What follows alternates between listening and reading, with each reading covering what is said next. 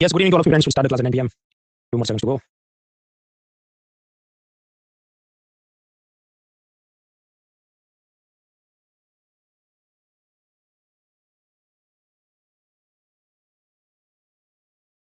Ten more seconds.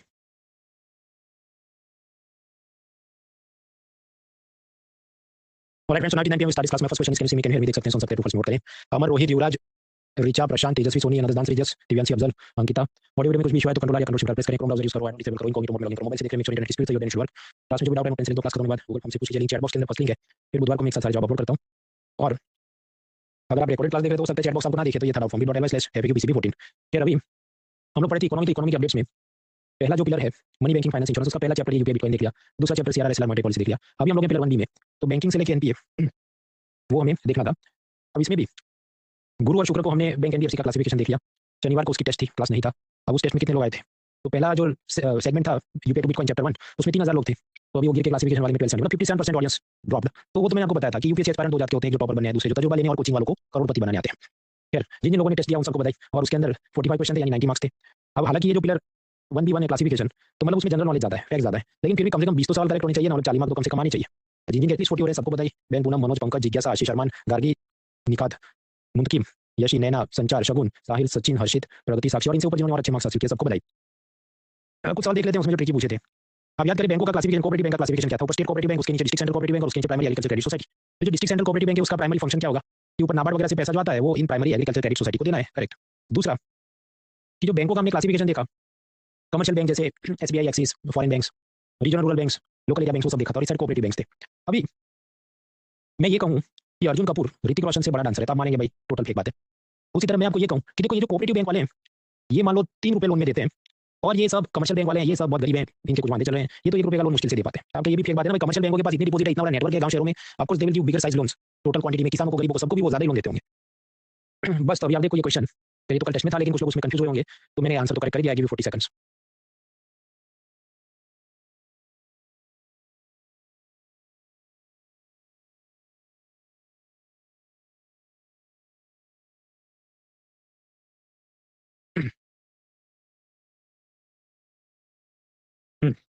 हाँ, तो पहला क्या बोला कि जो कोऑपरेटिव बैंक वाले हैं ये मान लो 3 रुपये की लोन देते हैं, और ये जो सब कमर्शियल बैंक है एसबीआई वगैरह वो मुश्किल से 1 रुपये की लोन देते हैं गाँव वालों को, तो गलत है ना.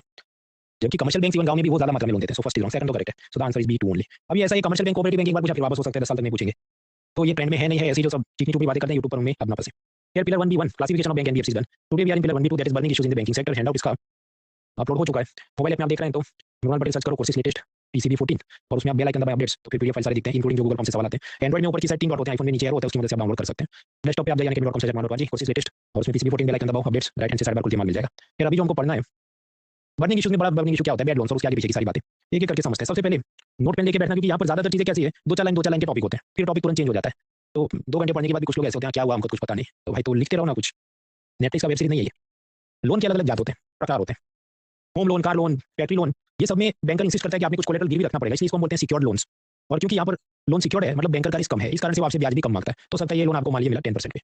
On the other hand credit card, education loan, किसानों को मिलने वाले फार्म लोन्स, ये सब क्या अनसिक्योर्ड है, मतलब इसमें कुछ कोलेटरल नहीं रखा, कुछ गिरवी नहीं रखा होता है, तो बैंकर का रिस्क ज्यादा है, इसलिए वो यहाँ पर ब्याज ज्यादा कि क्रेडिट कार्ड के ऊपर मान लो 18% इंटरेस्ट वगैरह. हालांकि ये जो एजुकेशन लोन और ये जो फार्म लोन है उसमें भारत सरकार अपनी तरफ की गारंटी लेती है कि नहीं हम बैंकों का लॉस चुका देंगे, आप चिंता मत करो. As a result education loan और फार्म लोन्स फिर भी आपको सस्ते ब्याज पे मिलते हैं, डिस्पाइट द फैक्ट कि वहाँ गिरवी कुछ नहीं रखा है. तो all education loan, micro enterprise loan वगैरह इसमें भारत सरकार की तरफ से क्रेडिट गारंटी होती है, इसलिए बैंकर लो इंटरेस्ट चार्ज करता है. Next, amount of loan. मान लीजिए जो मकान है उसके लिए आपको 2 करोड़ का लोन मिले, गाड़ी में वाली आप ले रहे हैं 10 लाख का लोन ले ले, बिजनेस के लिए 5 करोड़ का लोन मिल जाए, तो क्योंकि ये तो गिरवी रखा है ना कुछ, इसलिए बैंकर आपको हाई क्वांटिटी में लोन देता है. जबकि क्रेडिट कार्ड में वो कितना आपको कि 1 लाख खर्च कर सकते हैं, 5 लाख खर्च कर सकते हैं वगैरह वगैरह. तो the amount of loan size के हिसाब से बैंकर आपको कम देगा, क्योंकि बैंकर खुद ही ही विल फील स्ट्रेस्ड कि ये भाग गया तो मैं क्या करूंगा, इसलिए छोटी मात्रा में दिए जाते हैं. तो कोलेटरल यानी गिरवी क्या रखा उस हिसाब से बैंक के लोन के टाइप्स हो सकते हैं. सेकंड, लोन का इंटरेस्ट रेट कैसा है उस पर भी bank loan can be classified. मान लीजिए किसान को 3 लाख का एग्रीकल्चर लोन दिया और बोला 7% इंटरेस्ट होगा, फिक्स्ड, मतलब रेपो चेंज हुआ तो इस हिसाब से ये चेंज नहीं होगा, fixed interest will not be change with any repo rate और अदर एक्सटर्नल बेंचमार्क्स. तो फिक्स्ड इंटरेस्ट वाले लोन हो सकते हैं. On the other hand external benchmark वाले लोन जो हमने लास्ट वीक जो मॉनेटरी पॉलिसी पढ़ी थी वो वाले, तो उसमें ये हो सकता है कि कभी वो 10% कभी 15%, डिपेंड करता है रेपो रेट कैसा है उस हिसाब से आपका लोन लेने के बाद भी उसका इंटरेस्ट चेंज हो सकता है. So there could be such floating या वेरिएबल इंटरेस्ट वाले लोन्स. तो लोन टाइप्स क्या होते हैं, एक तो फिक्स हो गया, दूसरा फ्लोटिंग मतलब वो बदलते रहता है, डिपेंड करता है रेपो रेट या कोई एक्सटर्नल बेंचमार्क क्या है. और फ्लोटिंग में भी एक सब टाइप होता है टीजर. टीजर मतलब छेड़ना, लेकिन यहाँ टीजर मतलब क्या, जैसे फिल्म का टीजर आता है तो वो क्या आपको लुभाता है, भले ओरिजिनल फिल्म ऐसी अच्छी नहीं हो, टीजर देख के आपको लगे भाई ये तो एवेंजर को भी बीट कर देगा. तो मान लीजिए बैंकर आपको ऐसा ऑफर करे सिर्फ 5% इंटरेस्ट रेट, लोन ले लो, लेकिन पूरा नहीं बोलेगा कि पहले 3 साल के लिए यार आपने बाद में 15% इंटरेस्ट चार्ज होगा अगर आप ये 10 साल का लोन ले रहे हो तो ये क्या टीजर लोन शुरुआत में बहुत लो इंटरेस्ट रखते हैं आपको लुभाने के लिए, लेकिन बाद में वो अचानक से बढ़ा देते हैं। आरबीआई ने देखा कि बैंकर मार्केटिंग कर करके बहुत सारे बोले लोगों को इसमें फंसा रहे हैं, तो 2011 के बाद तो इसको टाइट किया, तो अब टीजर लोन वाला प्रॉब्लम पहले जितना नहीं है। अब कुछ लोग मुझे इधर प्रश्न पूछेंगे कि भाई जब टीजर लोन में ऐसा सब लुभाया जाता है कि फर्स्ट ईयर 5% इंटरेस्ट है लेकिन बाद में बढ़ के 15 हो जाएगा, तो कोई बेवकूफ़ी इसको लेगा? देखिए बेवकूफ़ से ज़्यादा किस टाइप के लोग इसको लेंगे? एक तो वो आदमी ऐसा है जो मुंगेरी लाल के हसीन सपने देखता है कि मेरा नेक्स्ट ईयर बिजनेस और सैलरी बहुत ग्रो कर जाएगा, इसलिए मैं ये लोन ले लेता हूँ, मुझे अभी इसकी जरूरत है, इसलिए वो ऐसा रिस्क ले सकता है। या दूसरा, तो पर्सन इज वेरी डेस्परेट, डूबते को तिनके का सहारा, मरता क्या ना करता, ही इज एक्सट्रीमली डेस्परेट, वो सोच नहीं रहा कि मैं लोन चुका पाऊंगा कि नहीं, बस वो भी उसको चाहिए लोन। वैसे लोग फंसते हैं, बाकी जो समझदार है वो टीजर लोन में नहीं फंसते। लोन को आप ऐसे भी क्लासिफाई कर सकते हैं, कर्जा वापस चुकाने की औकात है कि नहीं, do you have the capacity to repay the loans और नॉट। मैं कहूँ हाँ है मेरे पास इतना पैसा, तो I am a prime borrower, तो जिसकी लोन चुकाने की औकात नहीं उसे आप क्या कहेंगे? सब प्राइम बॉरोवर। तो अगर व्यक्ति है, एक पर्सन है, तो आप कहेंगे सब प्राइम बॉरोवर, सब स्टैंडर्ड क्वालिटी का माल जैसे होता है। और मान लीजिए ये कंपनी है जिसकी लोन चुकाने की औकात नहीं है, जैसे किंगफिशर, फिर भी लोन लेके बैठा है, तो आप उसे क्या कहेंगे? Over leveraged company, over leverage company, कि जितना कमाता है, जितना इसकी कैपेसिटी है, उससे बड़ा लोन लेके ये बैठा है। तो if it is a person, he is a subprime borrower, if it is a company, it is an over leveraged company. अब क्या बैंकर ने ऐसे सबप्राइम बॉरोवर और ऐसी ओवर लेवरेज कंपनियों को लोन देना चाहिए? जवाब नहीं देना चाहिए। लेकिन ये लोग भी मान लीजिए ब्राइब कुछ खिलाते हो, भाई तुम हमारा ₹1,00,000 का लोन पास कर दो, 10,000 तुम्हारा कमीशन है, तो बैंक मैनेजर कहे हाँ चलो दे देना, लोन पास करते हैं। तो अगर ऐसे बेकार लोगों के लोन पास हो उसको क्या कहा जाए? Zombie landing. ज़ॉम्बी को खाना खिलाओगे तो क्या होगा? उससे कुछ प्रोडक्टिव होने वाला नहीं है। उसी तरह ऐसे लोगों को लोन दो, उससे क्या होने वाला है? कुछ प्रोडक्टिव नहीं होने वाला। Zombie lending, when banker is giving loan to such negative people. America में एक जमाने में उनके बैंकरों ने सब जो एकदम गरीब लोअर मिडिल क्लास के लोग हो, अफ्रीकन अमेरिकन हो, जिनका असल में इतना इनकम था ही नहीं, लोन चुकाने का औकात था ही नहीं, यानी कि वे सब सबप्राइम बॉरोवर थे, उनको भी दे देना होम लोन दे दिए। और फिर बैंकर्स ने ये होम लोन पेपर की मदद से मार्केट में नए बॉन्ड जारी किए और इन्वेस्टर से भी पैसा उठाया कि आप मुझे और पैसा दो, इससे मैं इनको और लोन देता हूं। करते करते ये सब गुब्बारा बना, एसेट बबल क्रिएट हुआ। लेकिन स्वाभाविक है नीचे जो जिन लोगों ने लोन लिया है, they are unable to repay the loan, तो ये जो बबल है वो कोलैप्स कर जाएगा, गुब्बारा फट जाएगा। तो उनकी इकोनॉमी में क्राइसिस है, इसको क्या कहते हैं? सबप्राइम क्राइसिस 2007-8 में। और इसके चलते पूरी दुनिया में क्राइसिस आई, उसको क्या कहते हैं? Global financial crisis, GFC. एक लाइन में याद रखना है अभी बहुत इसको, ये बहुत पुराना मुद्दा हो गया कि अमेरिका में बैंकर्स ने ऐसे लोगों को लोन दिए थे जो चुकाने की कैपेसिटी नहीं थी, तो उनका एसेट बबल कोलैप्स हो गया, दैट इज सब प्राइम क्राइसिस। मान लीजिए अदानी ये कहे कि मुझे इतना 35 करोड़ का लोन चाहिए। अब बैंक ऑफ बड़ौदा क्या सोचेगा कि मैं अकेला 35 करोड़ का लोन दे दूंगा और अदानी ने लोन नहीं चुकाया तो मेरा अकेले का बहुत बड़ा नुकसान हो जाएगा, I will suffer a very huge loss. तो वो क्या करे कि इसको 2-4 और पार्टनर के साथ मिलकर हम लोन देते हैं कि बैंक ऑफ बड़ौदा 10 करोड़ देगा, एसबीआई 20 करोड़ देगा, एक्सिस 5 करोड़ देगा। तो इन्होंने एक प्रकार से अपना सिंडिकेट बना दिया, जैसे वो पुष्पा मूवी में चंदन चोर ने अपना सिंडिकेट बना दिया, या उसे हम कहें ग्रुप ऑफ लेंडर। तो ये जो काम हो रहा है उसे आप क्या कहेंगे? सिंडिकेट लैंडिंग या सिंडिकेटेड लैंडिंग। हाँ ऐसा हो सकता है, ग्रुप बना के इसको 35 करोड़ दे सकते हैं। अब ऐसा जो 35 करोड़ ये देंगे, तो एक तो ये हो सकता है एक बार में सीधा 35 करोड़ दे दे, फिक्स अमाउंट या लमसम अमाउंट कि अदानी आ जाना और हम 3 लोग मिलकर आपको 35 करोड़ एक साथ दे रहे हैं। या फिर वो एक क्रेडिट लाइन भी हो सकती है। क्रेडिट लाइन मतलब ऐसा कि देखिए अदानी आप एयरपोर्ट बना रहे हैं, तो आपके लिए हमने एक तरफ 35 करोड़ रखा है, जब जब जितना चाहिए उतना ले जाना। क्या 10 करोड़ की जरूरत पड़ी, 2 साल बाद और प्रोजेक्ट कंप्लीट हुआ, 20 करोड़ की जरूरत हुई, तो आपके लिए ये क्रेडिट लाइन है, मतलब आप इतना मैक्सिमम निकाल सकते हैं। आपके तो अदानी पहली बार में ले जाता, समझो शुरू में सारा पैसा ले जाएगा, तो 5 साल के लिए पूरे पैसे पे उसने क्या चुकाना होगा? इंटरेस्ट चुकाना होगा। क्रेडिट लाइन में ऐसा है, मान लो अभी 10 करोड़ ले गया तो बस उतना ही ब्याज चढ़ेगा, फिर अगले साल 20 करोड़ तो उतना ही ब्याज चढ़ेगा। तो अदानी सोचा मुझे धीरे धीरे पैसा चाहिए और मुझे 35 करोड़ चाहिए होगा, आप मुझे इस तरह से दो। तो फिक्स अमाउंट भी हो सकता है सिंडिकेट लैंडिंग में, और क्रेडिट लाइन भी हो सकता है कि टुकड़े टुकड़े में आप उठाते रहे एज पर योर रिक्वायरमेंट। ये सब मुझे नहीं पता था क्योंकि इतना बुक्स में न्यूज़पेपर में कभी दिया ही नहीं। ये तो यूपीएससी ने अभी पीवाईक्यू पूछा तो फिर ढूंढना पड़ा, तो मैं आपको बता रहा हूँ। उस पीवाईक्यू को हम कल सॉल्व करेंगे क्योंकि आज तो मैं पहली बार आपको पढ़ा रहा हूँ, आप कल सुबह उठेंगे, हैंड आउट पढ़ेंगे, फिर रात को आप सॉल्व करेंगे, जब तो आप ज्यादा उसको अप्रिशिएट कर पाएंगे। आगे जो कई बार आपकी मम्मी भी तो रोटी बनाती है, पर वो क्या है? वो फैमिली सेल्फ कंजम्पशन के लिए, मतलब घर वालों के लिए। और होटल वाला भी रोटी बनाता है, पर रोटी वो खुद के खाने के लिए नहीं बनाता है, वो दूसरों को बेचने के लिए बनाता है। उसी प्रकार जब सरकार लोन ले रही है गवर्नमेंट सिक्योरिटी इशू करके, जब आप ये होम लोन का लोन, बैंक का क्रेडिट कार्ड ले रहे हैं, या जब कोई कंपनी बॉन्ड डिबेंचर इशू करके बाजार से लोन उठा रही है, तो ये खुद के लिए ले रहे हैं ना, उनको खुद को ये पैसा चाहिए, या तो सरकारी स्कीम चलाने के लिए, खुद को घर गाड़ी चाहिए, खुद का एयरपोर्ट बनाने के लिए, तो they are borrowing money for themselves. इसलिए क्या करें? Non financial debt, non financial debt खुद के लिए हमको चाहिए, आगे किसी और को लोन में नहीं देना है। ऑन द अदर हैंड जब बैंकर लोन ले रहा है, फिर एप्पल लोन, एमएसएफ लोन, या बजाज फिनसर्व जो कि एक एनबीएफसी कंपनी है जो बॉन्ड इशू करके पैसा उठाएगा और आगे आपको सब टीवी फिर मोबाइल के लिए वो लोन देगा, तो ये लोग भी तो लोन ले रहे हैं, लेकिन ये खुद के लिए नहीं ले रहे हैं। ये सारा पैसा वो आगे किसी और को चिपकाने वाले हैं। हमने लोन लिया ताकि हम दूसरों को ये car loan, home loan, bike loan, business loan दे सके। So we are borrowing money, so we can give it as loans to others. तो ये क्या हुआ? Financial debt. मतलब जो बैंक एनबीएफसी ने लिया वो किस जात का डेट है? Financial debt. जस्ट लाइक कि आप समझिए होटल वाले हैं जो रोटी तो बना रहे हैं पर खुद के खाने के लिए नहीं बना रहे, दूसरों को खिलाने के लिए बना रहे हैं, जबकि ये सब भी रोटी बना रहे हैं, पर ये समझिए फैमिली है जो खुद के लिए बना रही है। So there is financial debt, there is non financial debt. I give you 30 second, start, देखिए।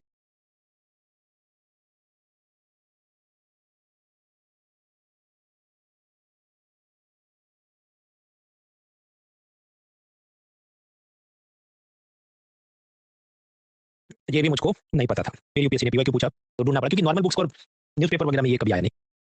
आप कहते हो फिर अब चलो तुमको नहीं पता था, यूपीएससी ने पूछा, तुमने फिर सर्च किया, फिर तुम हमको भी पढ़ा रहे हो, तो दोबारा पढ़ाने का क्या मतलब है? अभी दोबारा यूपीएससी नहीं पूछेगी? ऐसा जरूरी नहीं भाई। मैंने आपको लास्ट वीक भी कुछ एग्जांपल दिए थे कि जैसे आप 1 लाख रुपया बैंक से विड्रॉ करेंगे तो एमसी में कोई चेंज नहीं आएगा, ऐसा एक बार पूछा, फिर कुछ साल बाद वापस पूछा, और ऐसा आप समझो 1000 क्वेश्चन हम करेंगे या 1000 फैक्ट नहीं समझ लेंगे तो कुछ तो रिपीट हो ही जाएगा। वरना तो सारा नसीब पे ही छोड़ दो तुम, तो फिर तो किताब भी क्यों उठानी है? भगवान का नाम लेके सीधा चला जाना चाहिए एग्जाम हॉल में।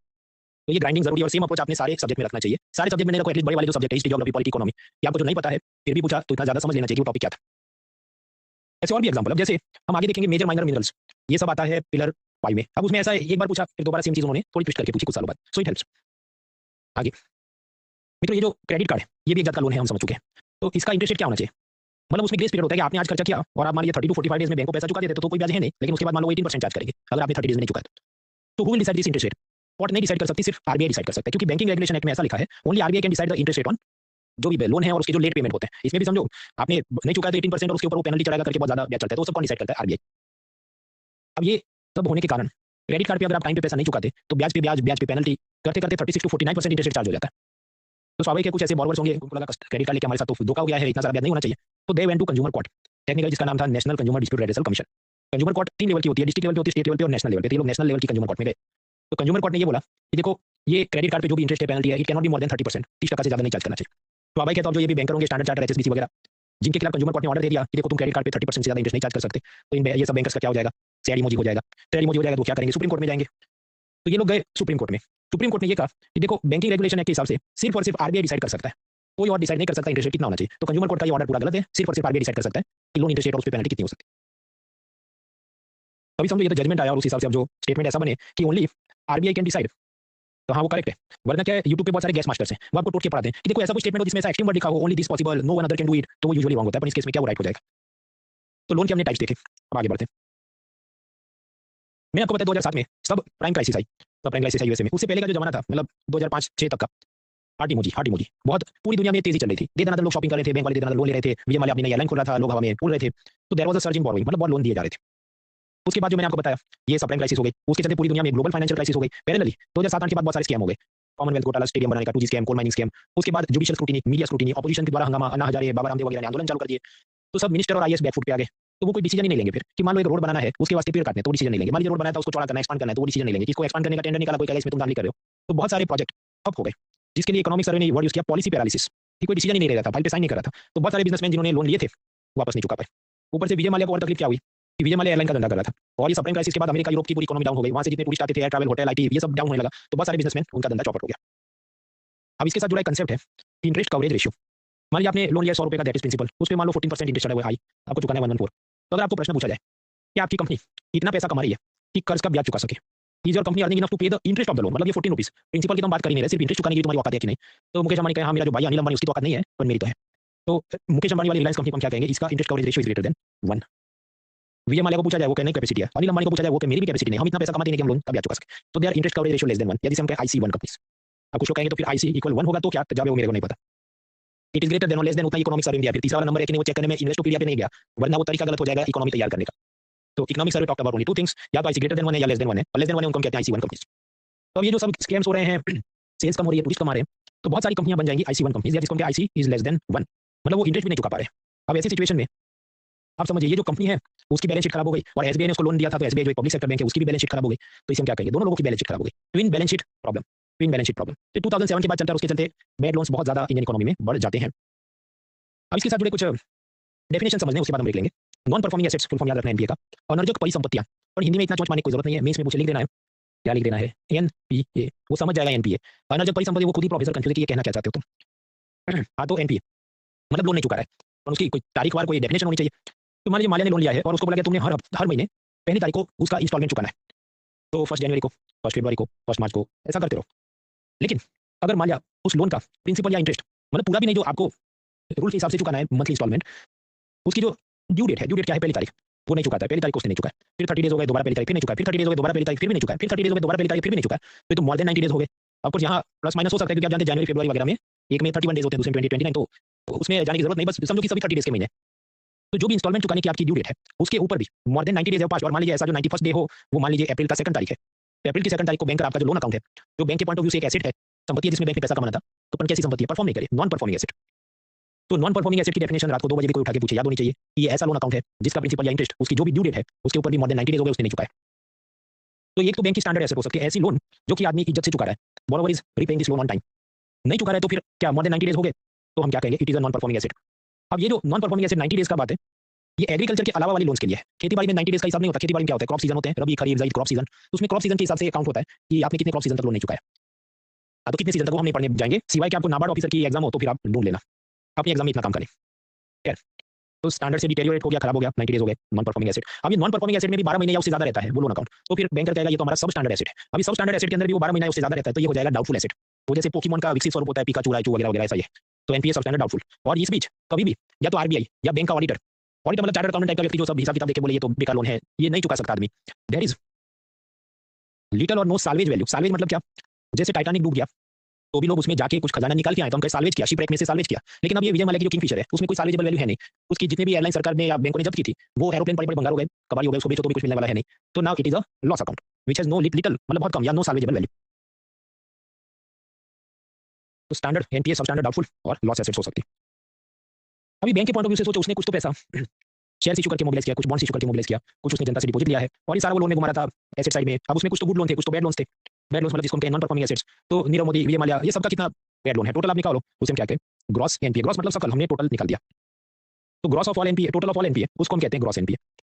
अब रिजर्व बैंक ये कहता है कि देखो जैसे जैसे तुम्हारा ग्रॉस एनपीए बढ़ता है तो बैंकर तुमने कुछ फंड्स और ज्यादा बफर में रखने पड़ेंगे। मतलब समझो सीआरआर और एसएलआर तो रखना ही है, लेकिन क्योंकि तुम्हारा बैड लोन या नॉन परफॉर्मिंग एसेट बढ़ रहा है तो तुमने और एक्स्ट्रा फंड्स कहीं पर रखने होंगे बफर में, उसको हम कहते हैं प्रोविजनिंग। प्रोविजनिंग हमारे ग्रॉस एनपीए था 10 करोड़, तो एक्स्ट्रा बैंक को बोला जाएगा तुमने 2 करोड़ सेफ्टी बफर में रखने होंगे, तुम लोन में नहीं दे सकते, तुम्हारे प्रॉफिट में से निकाल के 1 लाख में रख दो।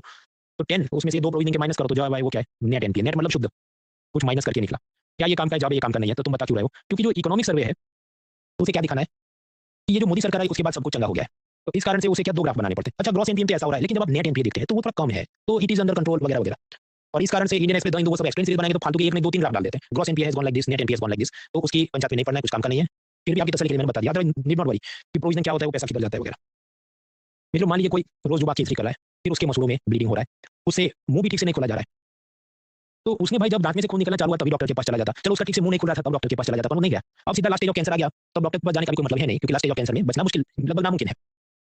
सिमिलरली स्टैंडर्ड एसेट थी, इज्जत से आदमी लोन चुका रहा था, मोर देन 90 डेज तक नहीं चुका था, आपने बोला एनपीए है, तो ये तो कैंसर का लास्ट स्टेज हो गया। असल में उसके पहले ही चेक कर लेना चाहिए था, राइट? मतलब 0 से लेके 90 डेज तक बैंक मैनेजर किधर सो रहा था, उसने फोन करके इसको बोला क्यों नहीं भाई तेरा लोन नहीं आ रहा है। इसलिए आरबीआई ने कहा देखो हम ये कैंसर के और छोटे छोटे स्टेज बना देते हैं कि मान लीजिए कोई लोन अकाउंट का जो भी प्रिंसिपल इंटरेस्ट इंस्टॉलमेंट डेट है वो उसने जो दिन चुकाना था 0 डे, उसके ऊपर 1 दिन लेट हो गया, तो 1 दिन से 30 दिन तक लेट हो गया तो हम उसे कहेंगे special mention account category 0। 31 day से 60 डेज तक लेट चल रहा है, स्पेशल मेंशन अकाउंट कैटेगरी 1। 61 से 90 डेज तक वो चल रहा है लेट, तो स्पेशल मेंशन अकाउंट कैटेगरी 2। फिर 91 डे हो गया तो क्या बोलोगे भाई, तब तो आप उसको नॉन परफॉर्मिंग एसेट ही बोलोगे ना। तो ये कैंसर के शुरुआती चरण उसने बता दिए, special mention accounts, find the early symptoms of the disease. अब सारे बैंकर्स को ये बोलता है कि तुमने ऐसा ग्रैन्युलर कौन कौन वाला बारीक बारीक क्लासिफिकेशन करके मुझे फाइल मेरे पोर्टल पे भेजनी है ताकि मैं ट्रैक करूं कि क्या कहां चल रहा है।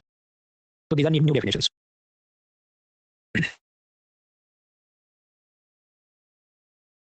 इसके बाद थोड़ा समझते 5-10 मिनट फिर ब्रेक लेते हैं। मान लीजिए माल्या ने शुरुआत में लोन लिया, उसका ब्याज था 15% और 15 साल में उसको चुकानी थी। फिर वो बोलने लगा भाई मुझसे नहीं चुका सकता, थोड़ी हेल्प करो। और बैंक कहता है ठीक है या तो हम इंटरेस्ट चेंज करते हैं कि 15 का 12 करते हैं, या हम टेन्योर बढ़ा देते हैं कि 15 20 साल बाद धीरे धीरे चुकाओ। तो ये जो वैसे क्या बोलेंगे लोन रिस्ट्रक्चरिंग, तो कर्ज का पुनर्गठन। कर्ज का पुनर्गठन, हेयर कट। मान लीजिए एक बैंकर ने जो भी लोन में पैसा दिया 58 रुपीज लोन में है, गुड लोन से जो इज्जत से बोरोवर चुका है, और 20 रुपीज उसके माल्या जैसे आदमी के पास गए जो कि बैड लोन या जिसको हम कहें एनपीए हो गया। अब बैंकर उसको एक ऑप्शन देगा कि देखो 20 तो तुम चुका नहीं रहे हो, कोई नहीं 15 चुका दो, 15 हमें वापस दे दो। We had given you 20 but you only return 15। आपके तो बैंकर का लॉस हो गया, तो बैंकर कहेगा हाँ भाई मैं खुद ही अपने बाल कटवा रहा हूँ, मतलब मैं खुद ही 5 रुपये का लॉस लेने को तैयार हूँ, पर तू हमारा लोन चुका दे। इसे क्या कहते हैं हेयर कट। लेकिन ऐसे जो हेयर कट ऑफर किए जाते हैं वो वन टाइम सेटलमेंट में होते हैं। मतलब फिर मान लिया ये नहीं कह सकता कि जो 15 महीने 15 रुपये है तो मुझे अब 1 महीने में मैं तो 5-5 रुपये चुकाऊंगा तो 3 महीने की मोहलत दे दो, ऐसा नहीं। अभी के अभी टेबल पे तुम 15 रुपीज रखो तो तुम्हारा पूरा केस सेटल। तो इस केस में बैंकर जो लॉस एक्सेप्ट करने को तैयार हो जाता है उसको हम कहते हैं haircut. Haircut. Banker ने किसान को 20 रुपये दिए, किसान नहीं चुका रहा है, फिर स्टेट गवर्नमेंट या यूनियन गवर्नमेंट आके कहे देखो हम इस किसान के वती on behalf of this farmer we the government will pay the loan. तो यहाँ पर जो उसे क्या कहते हैं लोन वेवर। अब इसमें बैंकर कहे देखो मेरा तो लॉस नहीं हुआ, सरकार ने पैसा चुका दिया, तो लॉस किसका हुआ? टैक्स पेयर का, क्योंकि ये जो काम प्रोडक्टिव होने चाहिए थे उसकी जगह ऐसे ऐसे कामों में जा रहे हैं। इसके बारे में मेंस में हम लोग और आराम से समझेंगे। Loan right of. देखिए एक तरफ बैंक ने जो धंधा शुरू किया, शेयर्स में पैसा लाया था, बॉन्ड्स में पैसा लाया था, डिपॉजिट में पैसा लाया था, और वो सबके वो लोन आगे घुमा रहा था, उसमें उसका फिर बाद में प्रॉफिट भी आएगा, फिर प्रॉफिट को वापस लोन में घुमाएगा। तो इक्वेशन चलते रहता है, ये इक्वेशन याद नहीं रखना है, इक्वेशन याद नहीं रखना है। अभी जो एसेट्स हैं लोन एसेट्स, कुछ तो स्टैंडर्ड एसेट्स होंगी और कुछ नॉन परफॉर्मिंग एसेट्स होंगी। अब ये पूरा इक्वेशन किसी एक दिन आप फोटो खींचोगे तो ये बैलेंस आपको दिखेगा कि इस तरफ इतना है और सामने इतना गया है, आया है। अब बैंकर चाहे तो ये जो नॉन परफॉर्मिंग एसेट इस साइड पर है उसको वो डिलीट कर दे। अगर वो डिलीट कर देगा तो ये इक्वेशन थोड़ा जो भी मात्रा है 20 करोड़ का 50 करोड़ का थोड़ा कम हो जाएगा। तो उस बैंकर ने कम टैक्स भरना पड़ेगा अपने प्रॉफिट के ऊपर। वो क्या क्यों कैसे वो चार्टर्ड अकाउंटेंट का मैं आपको समझा सकता हूँ, एक बार यूट्यूब पे 20 मिनट का वीडियो बनाया था, पर वो हमारे काम का नहीं, तो एक लाइन में कबूल कर लो तो आपकी 20 मिनट बच जाएगी। बेसिकली लोन राइट ऑफ क्या होता है कि बैंकर एसेट साइड में जो एनपीए है उसको अपनी बैलेंस शीट से डिलीट कर देता है ताकि उसे प्रॉफिट पे लगने वाले टैक्स पर कम टैक्स भरना पड़े, सामने ये लॉस के साथ वो एडजस्ट कराया, ऐसा कुछ होता है। लेकिन इसका मतलब ये नहीं कि बैंकर ने वो भुला दिया, माफ कर दिया, ऐसा नहीं है। वो फिर भी surprise act, insolvency, bankruptcy code जिसके बारे में हम लोग ब्रेक के बाद समझेंगे, उसमें जाके नोटिस देके पैसा तो रिकवर कर सकता है, पर अपनी बैलेंस शीट से उसको हटा देता है for some tax benefits, for some tax benefits. तो इसको कहा जाता है लोन राइट ऑफ। ये असल में एक अकाउंटिंग एक्सरसाइज, इसमें कर्जा माफ नहीं होता है। तो राहुल गांधी कई बार ये जो संसद में कि अदानी अंबानी का करोड़ों रुपए का कर्जा माफ हो गया, ये कर्जा माफ नहीं हुआ, वो राइट ऑफ हुआ है ताकि बैंकर्स को टैक्स कम भरना पड़े। अब कुछ लोग झंडा उठाएंगे कि ये लोन राइट ऑफ से बैंक को टैक्स में कैसे फायदा हो सकता है, तो उसके लिए वो मेरा वीडियो आप देख लेना, पर उसमें देखना नहीं है उसको, उतना तो पूछने वाला है नहीं, पर जिसको चाहिए दिल की तसल्ली, डिफर्ड टैक्स एसेट, ऐसा मैंने एक बार वीडियो बनाया था। Anyways don't waste time, just accept it. अब कुछ लोग भावुक हो जाते हैं। वो भावुक कैसे हो जाते हैं कि ऐसे टैक्स में फायदा कैसे मिल सकता है, मतलब सरकार ने टैक्स में फायदा नहीं देना चाहिए इनको जो ऐसे ये सब गड़बड़ कर रहे हैं। तो भाई आप फाइनेंस मिनिस्टर को लिखो ना कि इनकम टैक्स का कानून चेंज कर दे, जब तक नहीं होता तब तक ये हो रहा है। एनीवेज, अब आप देखिए कि बैंकों ने मान लीजिए 100 रुपए का लोन दिया है, उसमें से 10 to 11 रुपीज तो एनपीए हो गए 2018 तक। फिर आप देखिए धीरे धीरे ये एनपीए तो कम हो रहा है, अब कम होते होते 2.6 हो गया, मतलब 100 रुपए के लोन दिए 2 रुपए उसमें बैड लोन या एनपीए हो गया है। तो ये गिरावट का क्या कारण है? दो कारण है। एक, ये अलग अलग जो कानून है surprise act, insurance, bankruptcy code, उसके तहत बैंक ने पैसा रिकवर किया है। और दूसरा कि loan right of balance sheet से डिलीट कर दिया, तो बैलेंस शीट से हटा दोगे तो भी ये इक्वेशन ऐसा है कि वो नीचे कम ही दिखेगा। तो ये दोनों कारण है जिस कारण से भारत में एनपीए में गिरावट आई है, ऐसा इकोनॉमिक सर्वे बोल रहा है। तो हमने एमसीक्यू में याद रखना है। एनपीए मैंने आपको बताया क्या 90 डेज से ज्यादा उसने लेट चला उसका पेमेंट। रिस्ट्रक्चर लोन मैंने आपको बताया कि बैंकर ने बया खा के उस लोन का इंटरेस्ट या टेन्योर उसमें रिलीफ दे दिया है। लोन रिटर्न ऑफ मैंने आपको बताया वो असल में अकाउंटिंग एक्सरसाइज है, बैंकर टैक्स बचाना चाहता है इसलिए। तो मान लो इसमें 10 रुपए, इसमें 10 रुपए, इसमें 10 रुपए, 30 हुआ, तो टोटल जो 30 है वो कैश स्ट्रेस्ड एसेट, क्योंकि सारा जो है वो असल में तो स्ट्रेस में ही है ना, दूध का दूल्हा है, तो नहीं होना चाहिए वो अकाउंट यहाँ कहीं पर भी नहीं दिखना चाहिए। तो total of all this is called stressed assets. हालांकि ये फॉर्मूला भी याद रखने की जरूरत है, तो कुछ लोग आ जाते हैं स्ट्रेस्ड एसेट क्या, हाँ एनपीए डिफरेंस स्ट्रेस है, कौन पूछ रहा है, पीवाईक्यू देख भी लिया करो प्रीलिम्स और मेंस के। जस्ट बिकॉज इंडियन एक्सप्रेस में कुछ लिख दिया तो वो ऑटोमेटिकली इंपॉर्टेंट नहीं हो जाता, आपको ये भी देखना होता है कि पीवाईक्यू में इतना गहराई से कोई पूछ भी रहा है कि नहीं। ये जो चीजें हैं इसको मैं कहता हूँ, मतलब मैंने तो अंग्रेजी शब्द है पेडांट्री। पेडांट्री मतलब बाल की खाल निकालना। बाल की खाल आप निकालेंगे तो सिलेबस खत्म नहीं होगा, एग्जाम पास नहीं होगी। अब ये जो सबप्राइम क्राइसिस के बाद मतलब 2007-8 में अमेरिका में, उसके बाद भारत में भी ट्विन बैलेंस शीट सिंड्रोम आया। तो आरबीआई ने फिर देखा कि बहुत ज्यादा बैड लोन्स बढ़ रहे हैं, मुझे कुछ करना होगा। तो उसने 3R फ्रेमवर्क दिया था। पहला था रेक्टिफिकेशन, मतलब बैंक मैनेजर सब धमका धमका के पैसा वसूल करे। रिस्ट्रक्चरिंग मतलब पुराना लोन 15% का था तो उसको ब्याज 12 कर दे, ऐसा कुछ। तीसरा रिकवरी, रिकवरी क्या मतलब उसका संपत्ति जब्त कर लो, अटैच कर लो, नीलामी में बेच दो। तो ये तो आर आर और आर हो गया, ट्रिपल आर हो गया। जूनियर एनटीआर और वो उनका फिल्म बन गया ये तो। लेकिन इसको मैंने डिलीट कर दिया है क्योंकि 2015 से 19 तक था, फिर आरबीआई ने ये सब भी क्या बंद है, अब जो कानून के हिसाब से ऐसा करो। तो आई हैव डिलीटेड दिस। एक लाइन में भी याद रखने का मुझे तो काम लगता नहीं, पर ठीक है मैंने आपको बता दिया। Now let's take a break के बाद और भी चीजें समझनी है तब तक।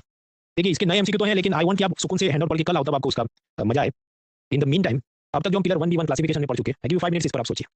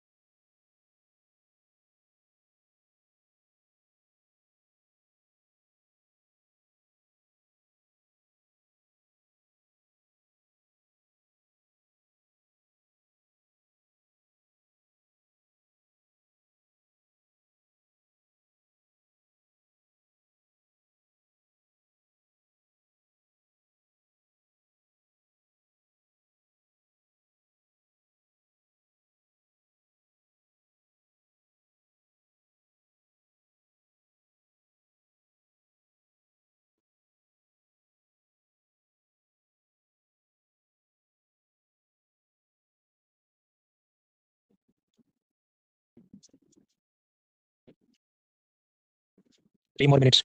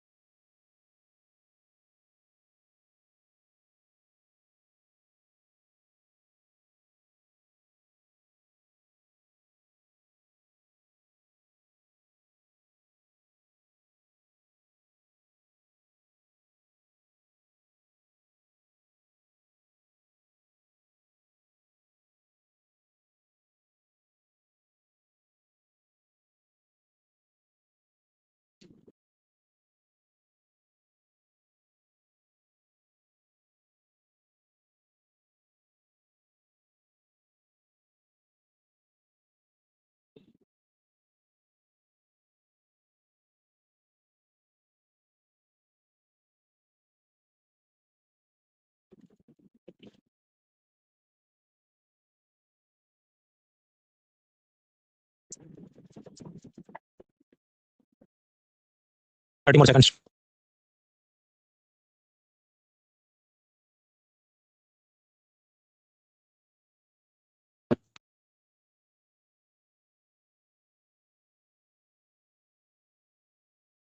हाँ तो फिर आपको क्या लगता है एनबीएफसी क्या नहीं कर सकते? Voting line timer starts in 3 2 1 start. सयान, संतोष, राज प्रताप, रजत, दिग्विजय, ईशा, नेहा, अनुपम, मुक्ता, रोशनी, अरमान, गौरव, दिव्यांश, भावेश, तरणजीत, प्रिया, राहुल, महावीर, रोशनी, अजय, पद्मना, वंश, सत्यम, क्रिश, आकांश, निहारिका, सनी, फलक, ऋतिक, परिदीप, प्रखर, Shubhendra, Brij, Shakun, Zahida, Preeti, Agarwal, Alok, Meenakshi, Muskan, Kushagra, Shubham, Amal, Monika, Anjali, Sohan, Saraswati, Anhad, Vikas, Prashant and correct answers.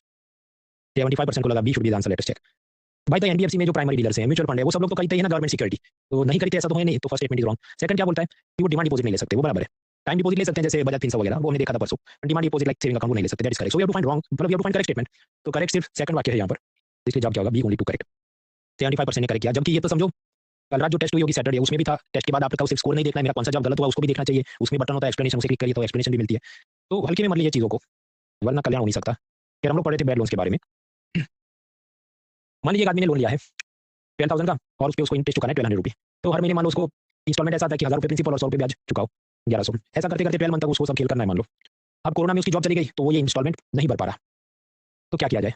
तो आरबीआई ने सबको टेम्पररी मॉरेटोरियम दिया। मॉरेटोरियम मतलब अस्थायी रोक या मुक्ति, कि देखो हर महीने तुमको इंस्टॉलमेंट तो चुकाना था, लेकिन अगर तुम नहीं चुका पा रहे तो ये 6 महीने, मार्च अप्रैल मई जून जुलाई अगस्त, ये 6 महीने इफ यू कैनॉट पे इंस्टॉलमेंट डोंट वरी, मॉरेटोरियम है, मत चुकाओ, अभी बाद में चुका देना। समझो माफ नहीं किया, मॉरेटोरियम डज नॉट मीन कि सजा माफ कर देना, टेम्पररी रोक लगा देना कि ये जो 6 महीने आप नहीं चुका पाए 6000 रुपये, उस पे जो भी 600 है बाद में चुकाना, क्योंकि अभी आपके पास जॉब नहीं है।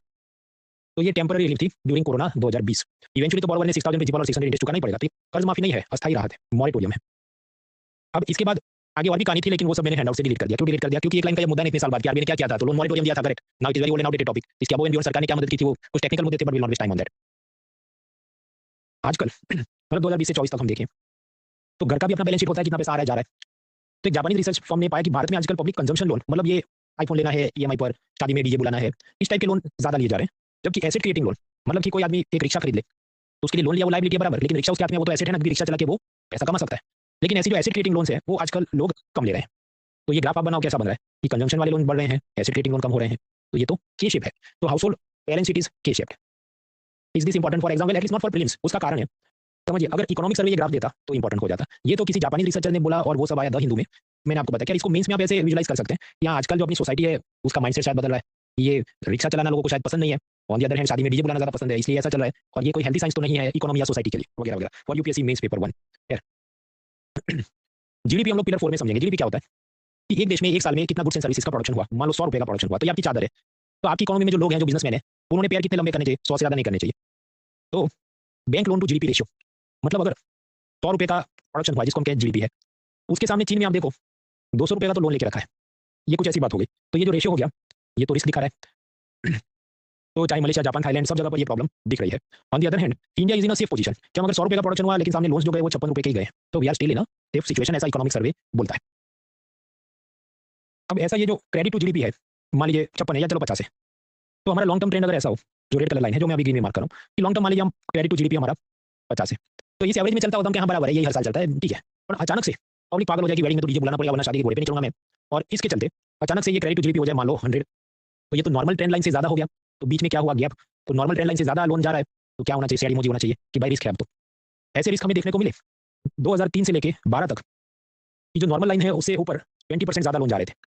तो ये सब क्या दिखा रहा है? रिस्क। वो अमेरिका की सबप्राइम क्राइसिस और ये नीरव मोदी से लेके विजय वाले सबको जो अंधाधुंध लोन गए, वो ये वाला है कि नॉर्मल ट्रेंड लाइन से वो काफी ज्यादा लोन चला गया था। तो जब भी ये जो क्रेडिट टू जीडीपी है उसमें गैप आ जाए, मतलब नॉर्मल लाइन के मुकाबले ज्यादा जा रहा हो, तो ये जो पॉजिटिव नंबर आ गया वो असल में रिस्की है, बिकॉज इट इज शोइंग कि आप नॉर्मल से ज्यादा लोन जा रहे हैं अभी। फिर आप देखिए कि 2012 से लेके 2024 अब ये कम जा रहे हैं। तो ये क्या अच्छी बात है या बुरी बात है? मतलब ये ऐसा कह रहा है कि नॉर्मली 50 रुपए के लोन पब्लिक लेती थी, आजकल सिर्फ 20 रुपए के ले रही है। इसको दो तरीके से आप देख सकते हैं। इकोनॉमी पॉइंट ऑफ व्यू से मतलब समझो कि रिस्क अब कम है, कि चादर से ज्यादा पैर नहीं फैला दिया है।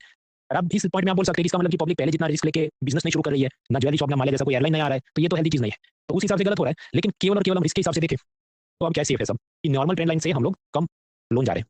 तो credit to GDP gap is a negative number at present, which is a good thing, ऐसा इकोनॉमिक सर्वे बोलता है। तो ये इंटरप्रिटेशन याद रखिए। ये सब ग्राफिक्स आपके हैंडआउट में भी दिए, सुकून से देखना, then it will make more sense. तो लोन के टाइप्स देखे, एनपी वगैरह की हमने बात की। अब आगे बढ़ते हैं। ये सरफासी एक्ट क्या है? ये पुराने जमाने में सब लोन लेते थे, कोई चुकाता नहीं था, फिर कोर्ट में जाए बैंकर तो वहां पर सालों तक केस चलता था। ये सबके चलते बैंकिंग सेक्टर में क्राइसिस थी। तो नरसिम्हम कमेटी बनी 1991 में बैंकिंग सेक्टर रिफॉर्म के लिए। उसने कहा देखो बैड लोन्स के लिए अलग कोर्ट होनी चाहिए, उसको कहा गया डेट रिकवरी ट्रिब्यूनल। तो ये काम हुआ। उसके कुछ साल बाद वापस से बैंकिंग सेक्टर रिफॉर्म के लिए नरसिम्हम की कमेटी दोबारा बनती है 97-98 में। तो उसने पाया ये जो डेट रिकवरी ट्रिब्यूनल है इसको थोड़ा और लीगली एम्पावर करना चाहिए, कानून बना के उसको सशक्तिकरण करना चाहिए। तो they come up with new act called SARFAESI act. Basically इसमें ऐसा है कि बैंक वाला बिना कोर्ट की परमिशन लिए आपकी प्रॉपर्टी जब्त कर सकता है। तो that is SARFAESI act to strengthen the debt recovery tribunals. SARFAESI का फुल फॉर्म आपको आईएएस में याद नहीं रखना, बैंक की परीक्षा की तैयारी कर रहे हो तो याद रखना है। कानून 2002 में बना, चलिए ये तो याद रखना है आईएएस के लिए भी। सरफासी एक्ट का प्रोसेस समझते हैं। खेती बाड़ी की लोन पे ये नहीं लगता, तो अगर किसान ने लोन नहीं चुकाया ऐसा नहीं कि उसकी जमीन बैंकर जब्त कर सकता है।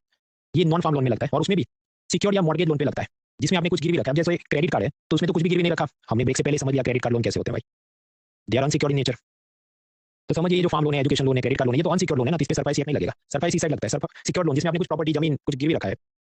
तो the SARFAESI act applies to non agriculture secured या मॉर्गेज लोन्स जिसमें गिरवी रखा है, और यहाँ पर बैंकर बिना कोई कोर्ट की परमिशन के सीधा आपकी वो जो मॉर्गेज एसेट्स हैं वो सब जब्त कर सकता है। ऐसा जो भी एरोप्लेन या ऑफिस एक्सिस बैंक ने वीजे माल्या से टेक ओवर कर लिया, दो काम हो सकते हैं, या तो एक्सिस बैंक उसकी नीलामी कर दे, ऑक्शनिंग कर दे, या अगर कंपनी टेक ओवर कर ली तो उसके बोर्ड ऑफ डायरेक्टर में बैंकर अपने लोग बिठा दे और पूरा कंपनी चलाना चालू करे और आगे चल के नए इन्वेस्टर ढूंढ के शिफ्ट ऑफ ओनरशिप करे, ये सब काम हो सकते हैं।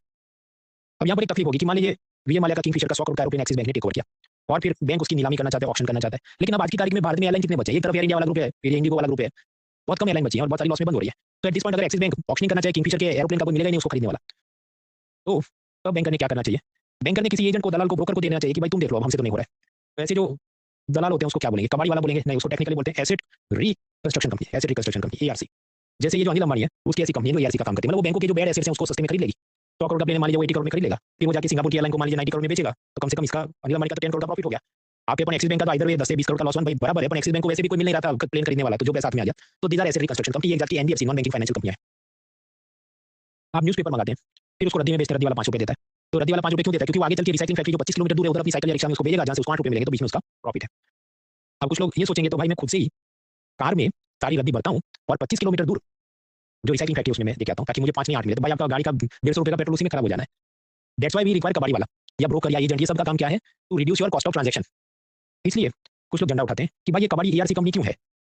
एक्सिस बैंक सीधा ही सिंगापुर में जाके क्यों नहीं बेच देता? भाई उसके पास ऐसा एक्सपर्ट स्टाफ नहीं है, ऐसा नेटवर्क नहीं है, इसलिए वो पूरा लॉस में अनिल अंबानी को बेचेगा, जिसका ऐसा नेटवर्क होगा देश दुनिया में, वो जाके प्लेन बेच देगा। तो therefore we require asset reconstruction companies. ये जो मैं बताया सरप्राइज एक्ट में ये बैंक एक्सिस एक्सिस बैंक जो वीजे माल्या की प्रॉपर्टी अटैच करेगा, तो ये जो लीगल पावर किस को मिले? सभी टाइप के banks, commercial bank, cooperative bank, सभी टाइप के बैंक्स, हाउसिंग फाइनेंस कंपनी जैसे ये डीएचएफएल वगैरह जो होम लोन देती है वो भी मकान जब्त कर सकती है। एनबीएफसीज उनको भी पावर मिला है, पर दो शर्त है। पहला, वो एनबीएफसी के एसेट साइड, मतलब उसने जितने लोन पेपर्स घुमाए हैं 100 करोड़ या उससे ज्यादा होनी चाहिए, तो बजाज फिनसर्व आईएलएफएस वो लोग कहेंगे हमने दिया है। और जो लोन उन्होंने दिया एक कस्टमर को जिसको वो रिकवर करना चाहते हैं, मान लीजिए वो लोन अमाउंट 20 लाख या उससे ज्यादा है, ऐसा बड़ा गाड़ी खरीदने के लिए मान लीजिए बजाज फिनसर्व ने किसी को लोन दिया था, तो फिर बजाज फिनसर्व के पास भी ये सरप्राइज पावर आ जाता है कि वो बिना कोर्ट ऑर्डर के आपकी वो गाड़ी या प्रॉपर्टी अटैच कर सकता है।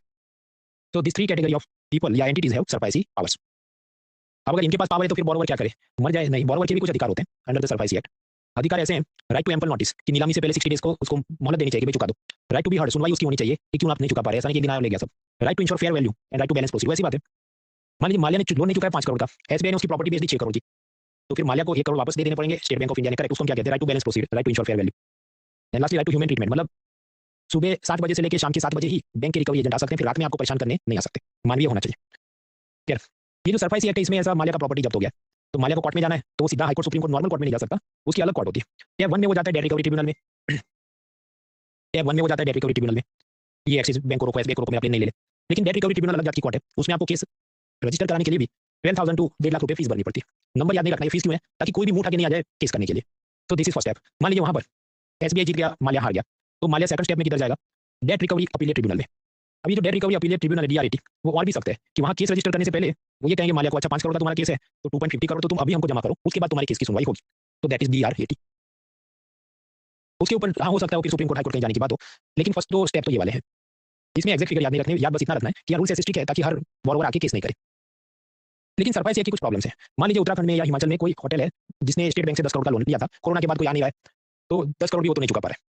अब बैंकर अगर जब्त कर लेगा, नीलामी करेगा, ऑक्शनिंग, तो भी 5 करोड़ से ज्यादा रिकवरी हो नहीं सकती, क्योंकि दूसरा कोई वहां पर होटल खोलना नहीं चाहेगा कि ये कोरोना के बाद यहाँ टूरिस्ट कम आते होंगे। आजकल भारत के मुकाबले भारत के लोग ये मॉरिशस और आर्मेनिया और कहाँ और कंबोडिया, थाईलैंड सब जगह घूम रहे हैं, क्योंकि एरोप्लेन का खर्चा वो सब निकालो तो उनको लगता है ये हमारे लिए ज्यादा बेटर डील है। तो स्वाभाविक लोकल कोई होटल खोलना नहीं चाहेगा, तो एसबीआई अगर उत्तराखंड का ये होटल टेक ओवर भी कर ले तो उसको नया बार मिलेगा नहीं, तो पैसा रिकवर होगा नहीं, और होटल का जॉब उसका, होटल का स्टाफ उसका जॉब लॉस हो जाएगा। बट व्हाट इफ ये लोग आपस में आर्बिट्रेशन यानी मध्यस्थता कर लेते कि देखो 10% ब्याज है, कम करके 8 कर दो, 12 ईयर्स में आप मुझे चाहते थे लोन चुकाऊं मैं, आप थोड़ा मुझे मोहलत दे दो, 15-20 साल का कर दो। अगर ऐसा कुछ आर्बिट्रेशन आपस में कर लेते तो ये बैंक ठीक ठाक कुछ रिकवर कर पाता और ये धंधा भी बर्बाद नहीं होता। लेकिन जो सरप्राइज एक्ट है इसमें ऐसा कोई प्रोविजन है नहीं, इसमें या तो यस या नो टाइप की सारी बातें होती है, आइदर दिस और दैट। तो सरप्राइज एक्ट में क्या प्रॉब्लम्स है? सीधा वो आ जाता है कि नीलामी कर दो, बीच में कुछ सुनवाई या मीडिएशन या मध्यस्थता नहीं है। और कई बार जो ऑक्शनिंग है उसमें आपको मैक्सिमम वैल्यू निकाल नहीं सकते, खासकर होटल वगैरह धंधे में। तो उसकी जगह अगर लोन को रिस्ट्रक्चर किया जाए, इंटरेस्ट कम किया जाए, टेन्योर बढ़ाया जाए, तो शायद बैंकर का फायदा होता। लेकिन सरप्राइज में ऐसे पावर्स नहीं, इसलिए नया कानून बनाना पड़ता है, insolvency bankruptcy code. Surprise act में एक और तकलीफ है, ये जो मैंने आपको बताया debt recovery tribunal, debt recovery appellate tribunal, they are understaffed, मतलब वहां जितने जज होने चाहिए वो है नहीं। इसलिए मान लीजिए विजय माल्या ने 500 करोड़ का लोन नहीं चुकाया है, वो क्या करेगा? डेट रिकवरी ट्रिब्यूनल में जाएगा। अब आपको उधर 1.5 लाख रुपए फी भरनी पड़ती है, तो उसके लिए इतना पैसा तो कोई बड़ी रकम है नहीं, तो वो भर देगा और फिर वहां सुनवाई होगी 2-3 साल तक। 2-3 साल तक बैंकर इसका प्लेन अटैच नहीं कर पाएगा, तो बैंकर का और लॉस हो जाता है, क्योंकि ये ना तो लोन चुका रहा है और केस 2-3 साल खींच रहा है। And it will result in erosion of the asset value.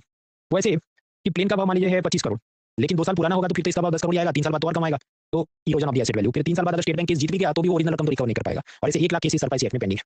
ये सब प्रॉब्लम्स को देखते हुए सरकार ने सॉल्यूशन क्या निकाला? नया कानून बनाते हैं, इंसॉल्वेंसी बैंक्रप्सी कोड। तो next topic is IBC, insolvency bankruptcy code. देखिए, आईबीसी पढ़ते हैं फिर हम लोग ब्रेक लेते हैं। आईबीसी कोड ऐसा है कि जो 1 करोड़ या उससे ज्यादा का आपने बिजनेस लोन लिया है उस पर लागू होता है। तो इस तरफ ये एक बॉरोवर है, सामने जिन लोगों ने इसको लोन दिया है, एक्सिस बैंक ने, बैंक ऑफ बड़ौदा ने, जो भी, वो सबको हम कहते हैं फाइनेंशियल क्रेडिटर्स हैं जिन्होंने लोन दिया है। अभी आदमी लोन नहीं चुका रहा है, एनपीए हो गया, तो जो भी लैंडर्स है उनकी बनेगी कमिटी ऑफ क्रेडिटर्स, फिर वो जाएंगे नेशनल कंपनी लॉ ट्रिब्यूनल में, फिर कंपनी लॉ ट्रिब्यूनल कहेगा बराबर ये किसको आगे बढ़ाओ, तो ये लोग जाकर एक इंसॉल्वेंसी प्रोफेशनल को रिक्रूट करेंगे। आईपी आईपी मतलब वो क्या, जैसे चार्टर्ड अकाउंटेंट होता है, लॉयर होता है, ऐसा ये फ्रीलांस ऑफिशियल है, फ्रीलांस कंसल्टेंट टाइप का आदमी है।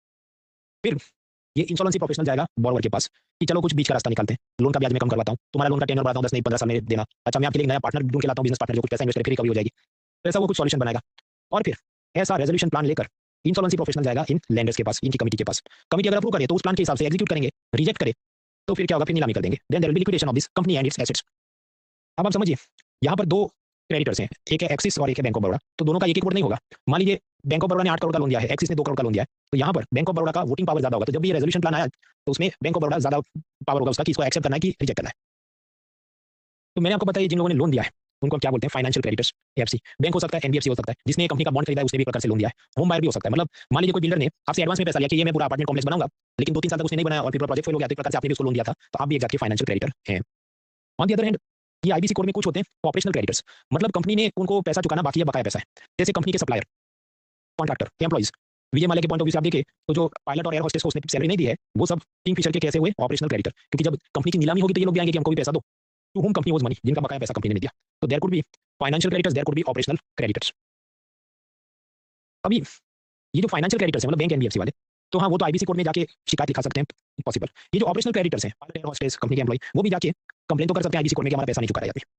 उसके बाद आप जानते हैं ये जो नेशनल कंपनी लॉ ट्रिब्यूनल है, वो एक कमिटी ऑफ क्रेडिटर्स बनाएगी कि जिन जिन लोगों का पैसा बाकी है वो सारे लोग आ जाओ, आपकी कमिटी बनेगी और फिर आगे प्रोसेस चलेगी। फिर जो कमिटी ऑफ क्रेडिटर्स हैं उसमें सिर्फ फाइनेंशियल क्रेडिटर्स बैठ सकते हैं, बैंक एनबीएफसी वाले, मैक्सिमम होम लोन या होम का जो एडवांस में पैसा दिया वो फैमिलीज। ये जो ऑपरेशनल क्रेडिटर्स हैं वो उधर बैठ नहीं सकते कि पायलट, एयर होस्टेस सारे हमारा सैलरी नहीं चुका, हम इसमें बैठेंगे, they do not have that power. वो सिर्फ वेट करेंगे कि आगे क्या सुनवाई होती है और उसमें हमारा पैसा कैसे रिकवर क्या आता है। तो आप समझिए, let me zoom in. Borrower है, वो पैसा नहीं चुका है, तो एक्सिस बैंक का भी नहीं चुका है, तो वो फाइनेंशियल क्रेडिटर हुआ। बॉरोवर ने स्टाफ को सैलरी भी नहीं दिया एम्प्लॉय को, तो वो सब ऑपरेशनल क्रेडिटर हुए। तो इनमें से कोई भी जाके कोर्ट में केस तो कर सकता है, मतलब कोर्ट मतलब इधर कंपनी लॉ ट्रिब्यूनल है जिसको कहा एडजुडिकेटिंग अथॉरिटी, और वो कोर्ट में 14 डेज के भीतर कोर्ट डिसाइड करेगा कि ये केस में मेरिट है कि नहीं है, इसको आगे चलाना है या नहीं चलाना है। अगर कबूल हो गया केस तो फिर क्या होगा, फिर तो जो होगा मैंने आपको एडवांस में बता दिया कि कमिटी ऑफ क्रेडिटर बनेगी, फिर एक इंसॉल्वेंसी प्रोफेशनल अपॉइंट होगा, फिर वो जाके रेजोल्यूशन प्लान बनाएगा, फिर ये लोग वोट करेंगे, फिर हुआ तो लिक्विडेशन होगा, वो हमने देख लिया। अब ये जो एडजुडिकेटिंग अथॉरिटीज है, मतलब फर्स्ट लेवल की कंप्लेंट जहां पर आपको केस रजिस्टर करना पड़ता है, अगर कंपनियों के खिलाफ आपको केस रजिस्टर करना है तो नेशनल कंपनी लॉ ट्रिब्यूनल है। तो किंगफिशर या कोई भी कंपनी जो लोन नहीं चुका रही है तो उसकी शिकायत कहां पर होगी, नेशनल कंपनी लॉ ट्रिब्यूनल में, फिर आगे जाके इंसॉल्वेंसी प्रोफेशनल और उस हिसाब से काम होता है। मान लीजिए कोई इंडिविजुअल पर्सन या पार्टनरशिप फॉर्म है, कि मान लो कोई कोचिंग वाला जो अकेला ही सब चला रहा है और उसने भी 2 करोड़ का बिजनेस लोन लिया है, या पार्टनरशिप फॉर्म हो, 2 जने ने मिलकर कंपनी रजिस्टर नहीं कराई, अपना छोटा सा होटल चला रहा है, लेकिन 1 करोड़ से ज्यादा बिजनेस लोन लिया है, तो उनके लिए फर्स्ट लेवल की कंप्लेन होती है डेट रिकवरी ट्रिब्यूनल में, जो असल में सरफाई एक्ट वाली है, लेकिन इनको बोला तुम आईबीसी कोड का भी काम देख लेना स्टेज पर। उसके बाद आगे जो भी केस चलता है, किसी भी पार्टी को कोई प्रॉब्लम है तो सेकंड लेवल की कंप्लेन करने के लिए नेशनल कंपनी लॉ ट्रिब्यूनल के ऊपर जो अपीलेट ट्रिब्यूनल होता है एनसीएलटी, उसमें कंप्लेन करें, और तीसरे लेवल की कंप्लेन किधर करेंगे, सुप्रीम कोर्ट में जा सकते हैं।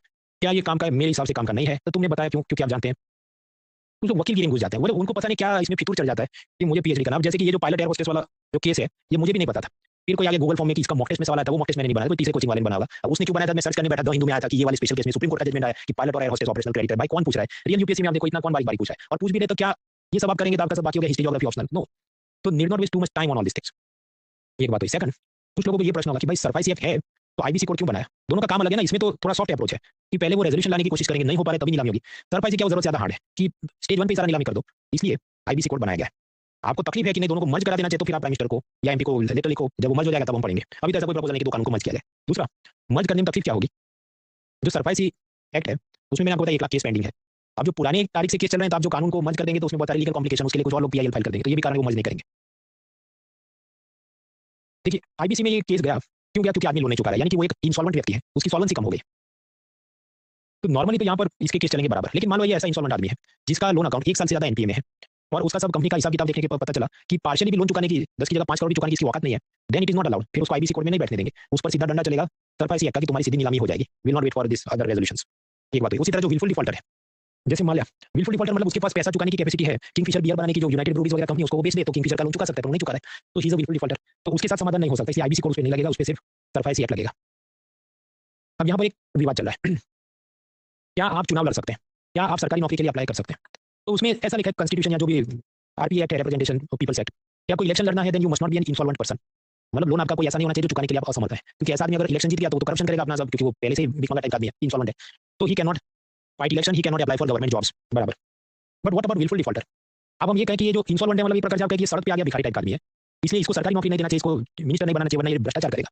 मालिया क्या कहेगा, मैं तो इंसॉल्वेंट थोड़ी हूँ, मैं सड़क पे थोड़ी आ गया, तो रिटर्न में करता हूँ, तो वो तो विलफुल डिफॉल्टर है। तो टेक्निकली कॉन्स्टिट्यूशन में ऐसा नहीं लिखा है कि wilful defaulter can not contest elections. तो इलेक्शन कमीशन ऑफ इंडिया पर बैंकर एसोसिएशन दबाव डाल रहा है कि आप ऐसा लिखवा दो कम से कम रिप्रेजेंटेशन ऑफ पीपल्स एक्ट में कि विलफुल डिफॉल्टर भी इलेक्शन का फॉर्म ना भर सके। और इलेक्शन कमीशन ऑफ इंडिया कुछ बोल नहीं रहा है, वो शायद ऐसा सोच रहा होगा कि मैं क्यों ये सब में पढ़ूं, जिसको तकलीफ है सुप्रीम कोर्ट में पीआईएल करे, सुप्रीम कोर्ट बोलेगा तब हम देखेंगे क्या ये काम का है। मेरे हिसाब से काम का नहीं है, तो तुम बता क्यों रहे हो? क्योंकि अलग अलग टाइम पे बैंकर एसोसिएशन ये मांग करेंगे तो इंडियन एक्सप्रेस द हिंदू में उनको लिखने को कोई मुद्दा नहीं बचता, तो इस पे वापस आ जाते। तो इसका कॉन्क्रीट आंसर क्या है? यस या नो में कोई आंसर नहीं है। मुझे नहीं लगता यूपीएससी इतना बाल की खाल खींचेगी भी जितना ये द हिंदू इंडियन एक्सप्रेस वाले कभी कभी इसमें घुस जाते। माल्या ने 2012 से लोन चुकाना बंद कर दिया और मैंने आपको बताया उसके पास पैसा तो चुका नहीं रहा है, तो वो एक विलफुल डिफॉल्टर है। लेकिन वो मेरे आपके कहने से विलफुल डिफॉल्टर नहीं होता। बैंक ने प्रेस स्टेटमेंट जारी करना होता है, नोटिफिकेशन देना होता है। तो 2017 में एसबीआई ने हाँ अब हमारा लंच ब्रेक खत्म हो गया है 5 साल बाद, तो अब हम अनाउंस करें कि ये तो भाई विलफुल डिफॉल्टर है। तो आरबीआई ने कहा इतनी आलस नहीं चलेगी, अब से with in 6 months of declaring NPA, NPA कब डिक्लेयर होता है 90 डेज के ऊपर उसने नहीं चुका है, उसके ऊपर ये जो टाइम फ्रेम है 6 महीने के भीतर आप उसके बाद डिक्लेरेशन के बाद आपने मान लीजिए अप्रैल में डिक्लेयर कर दिया कि एनपीए है, हाँ तो उसके प्लस 6 मंथ में बोल दो कि विलफुल डिफॉल्टर है कि नहीं है। अब इधर एक और कंट्रोवर्सी चली, आदमी ने लोन लिया 100 रुपए का, चुका नहीं रहा है, बैंकर ने कहा ठीक है तू 90 चुका दे, जिसको हम कहते हैं हेयर कट, कि बैंकर ये बोला मैं अपने बाल कटवा लूंगा 10 रुपए का लॉस मैं ले लेता हूँ, which is called haircut. अब ऐसा जो हेयर कट होता है वो यूजुअली वन टाइम सेटलमेंट में दिया जाए तो हेयर कट है, मतलब बैंकर ये कहे कि सारे 92 एक ही बार टेबल पे रख, ऐसा ना बोला हर महीने 10 रुपए होगा, no instalment within one time you give me, तो वो हुआ हेयर कट। कुछ केस में वो कहे कि देखो लोन रिस्ट्रक्चर कर रहे हैं कि 100 की जगह तुम 90 चुकाना लेकिन इंस्टॉलमेंट में चुकाना, अभी थोड़ा 2 महीने बाद थोड़ा, तो अगर ऐसा इंस्टॉलमेंट में चुकाने की बात है तो उसे हम क्या कहते हैं, लोन रिस्ट्रक्चरिंग। लोन रिस्ट्रक्चरिंग एक तरफ हेयर कट होता है जिसको कॉम्प्रोमाइज सेटलमेंट भी कहते हैं, और एक तरफ होता है लोन रिस्ट्रक्चरिंग। दोनों में समझो बैंकर कुछ तो लॉस एक्सेप्ट कर ही रहा है। अब ये जो विलफुल डिफॉल्टर है जैसे माल्या, तो रिजर्व बैंक ने ये कहा कि देखो इसका भी लोन रिस्ट्रक्चरिंग तो कर सकता है कि इंस्टॉलमेंट में वो 100 की जगह 90 चुका दे, तो ऐसा कर सकते हैं कि नहीं? तो नहीं कर सकते। लेकिन अगर माल्या कहे कि देखो मैं सारा पैसा 100 तो नहीं चुका रहा लेकिन 90 में वन टाइम में चुकाने को तैयार हूं, ऐसा हेयर कट कर सकता है कि नहीं? तो 2023 में आरबीआई ने कहा कि हाँ तुम हेयर कट तो कर सकते हो, कि भले तुमने कितना 2012 से लेकर अब तक नहीं चुकाया तो कितना सारा प्रिंसिपल इंटरेस्ट बाकी होगा तुम्हारा, तो लेकिन कोई नहीं, 2023 में हम बोलते हैं कि तुम ये 100 नहीं 90 चुका दो और एक बार में चुका दो, तो सब माफ है, क्लीन स्लेट। तो आरबीआई ने ऐसा रिफॉर्म लिया। अब समझो इससे मेरे आपके जैसे लोगों को क्या होगा कि भाई हम सब बेवकूफ हैं जो टाइम पे लोन चुकाते हैं, ये इतने साल से नहीं चुका रहा फिर भी तुम इसको माफ कर रहे हो, so this demotivates the honest loan payers. सही बात है कि माल्या को सब माफ करने की बात है। आरबीआई का क्या कहना है भाई, उसको तो माफी करना पड़ेगा, जो भूत भाग गया उसकी तो चोटी भी या लंगोटी भी कुछ आता जाए तो बहुत बड़ी बात है। So if is not giving 100 90, असल में 100 के ऊपर भी समझो 36 जितना ब्याज चढ़ा हुआ इतने साल, वो ना चुका छोड़ो 90 दे दे तो भी। अब इस पे भी द हिंदू इंडियन एक्सप्रेस पे अलग अलग टाइम पे काफी कॉलम्स आते हैं, should be waste time, the answer is we should not waste time. अभी लेटेस्ट क्या चल रहा है, अनिल अंबानी के वादे हो गए कि उसका लोन अकाउंट फ्रॉड है, मतलब उसने 30,000 करोड़ का लोन लिया था ये बोल के कि मैं बिजनेस शुरू करूंगा, लेकिन उसने पुराने लोन चुका दिए जो इलीगल है, क्योंकि आपने जब लोन लिया आपको डिक्लेयर करना होगा क्या काम का लोन ले रहा हूँ, तो ये तो इधर उधर सब घुमा दिया पैसा। पर मैंने हैंडआउट में लिखा नहीं, क्यों? मुझे नहीं लगता सीधा कोई ऐसा एमसीक्यू पूछे कि एसबीआई ने who among the following has been classified as fraud as per SBI, option A Anil Ambani, option B this, ये तो थोड़ी एमसीक्यू बनता है। हर चीज जो अखबार में वो काम की नहीं है इकोनॉमी में।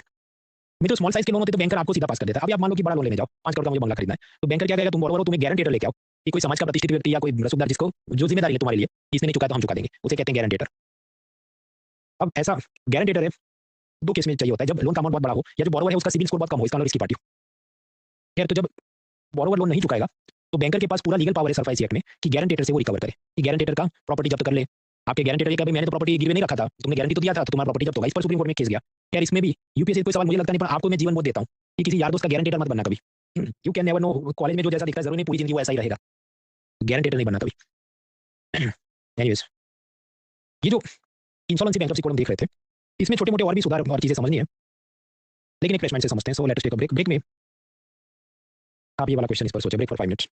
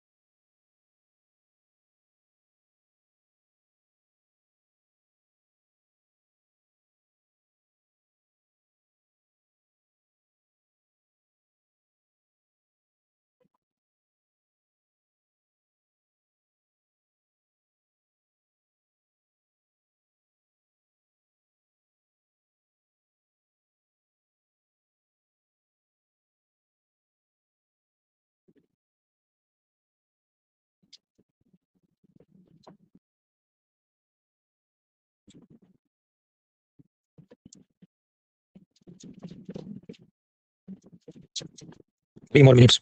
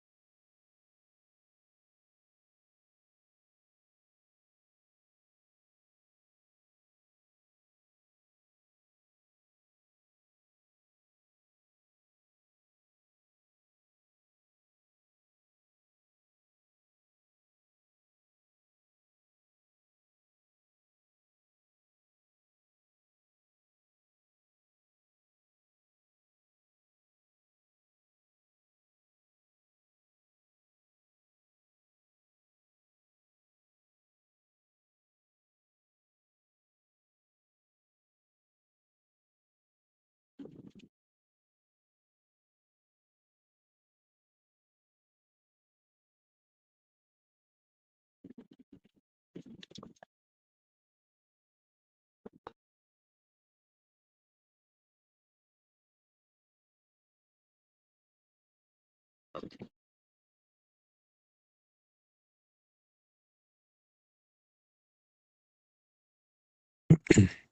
more seconds.